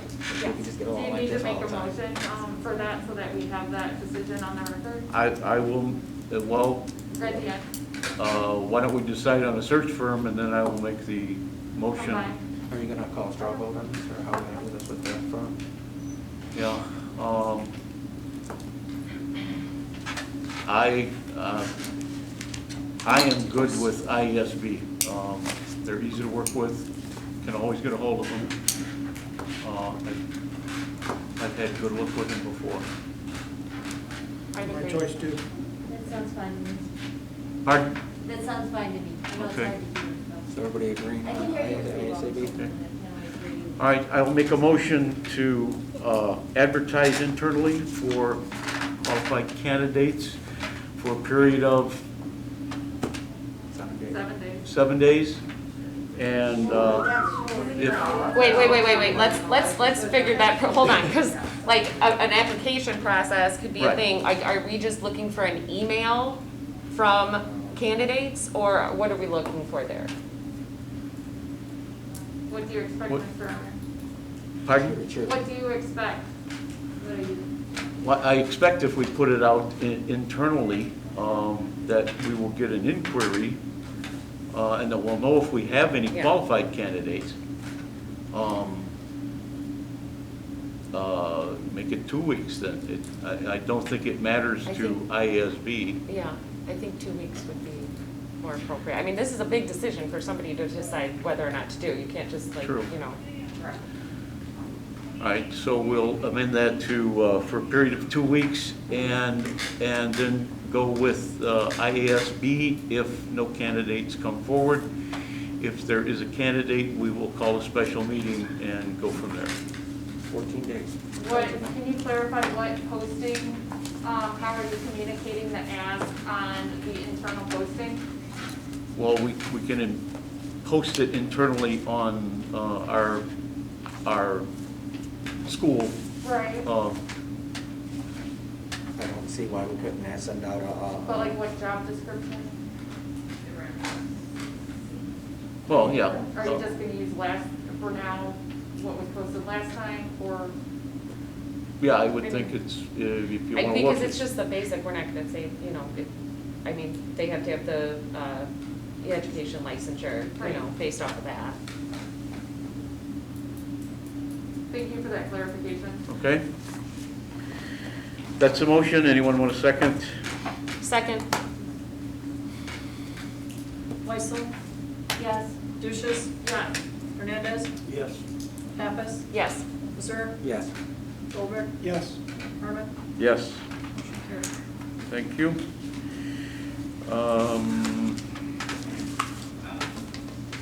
We're up to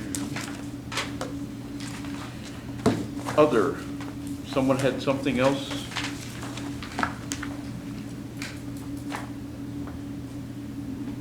Okay. Next board meeting, October 14th, 2020.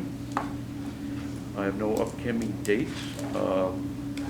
I will be contacting you guys to set a personnel meeting to discuss that transportation coordinator position. Okay. Do we need a meeting then? Ron, on policy? Yeah, now that it's, Oh, okay, we gotta wait. yeah, we Yeah, gotta we have wait to till wait they for come the- back with the edits, and then and then we'll be- go from there. Juan, are we gonna have a facilities anytime soon, or? Well, they're supposed to be getting prices together. Oh, that's right. So once they come up with a comprehensive plan, then we can look at their plans and see, make some decisions. For the, which Remember they portion? said the track and the soccer track, thing okay. was, you know, pretty, we already know the asbestos cost. Mhm. You know, so they were gonna try and get a comprehensive plan for the track and the soccer field. Okay, cool. And they probably already went out to bid, I would guess, on the floor, where all that water was good. Right. Ron, you were talking about, remember the water and all that? Yeah, that was brought to me by Pat. Right. Oh, and the roof, And the roof, yeah. and the And we're roof. getting air conditioner bills, bids. And hopefully they're working on some alternative plans for the air conditioning like they Right. talked about, so. Like, Again, it's if- gotta be a comprehensive plan. With that, like, can it be an RFP? Because I mean, I know there's people who have, you know, stated that they would love to work up numbers on it. Like, how could that look? We just need a plan. Yeah. Someone's gotta come in and look at that thing from top to bottom, Mhm. figure out what we need, Mm-hmm. the whole project. So like RFP? Yeah, and Like, then- do we fill that out? Do we present that? Like, how does that work? Yeah. Aren't they posted? Pardon me? Aren't they posted by the district? I'm not sure how that. Yeah, anybody that's reached out to me. I think that I'll you'd have to send reach out to Stanula. Yeah, I mean, they probably have Yeah. to reach out to Mike Okay. and. Okay, well, maybe I'll forward them your email and then you decide. Okay. And negotiations Thursday. Okay. I need a motion for adjournment. So moved. Second.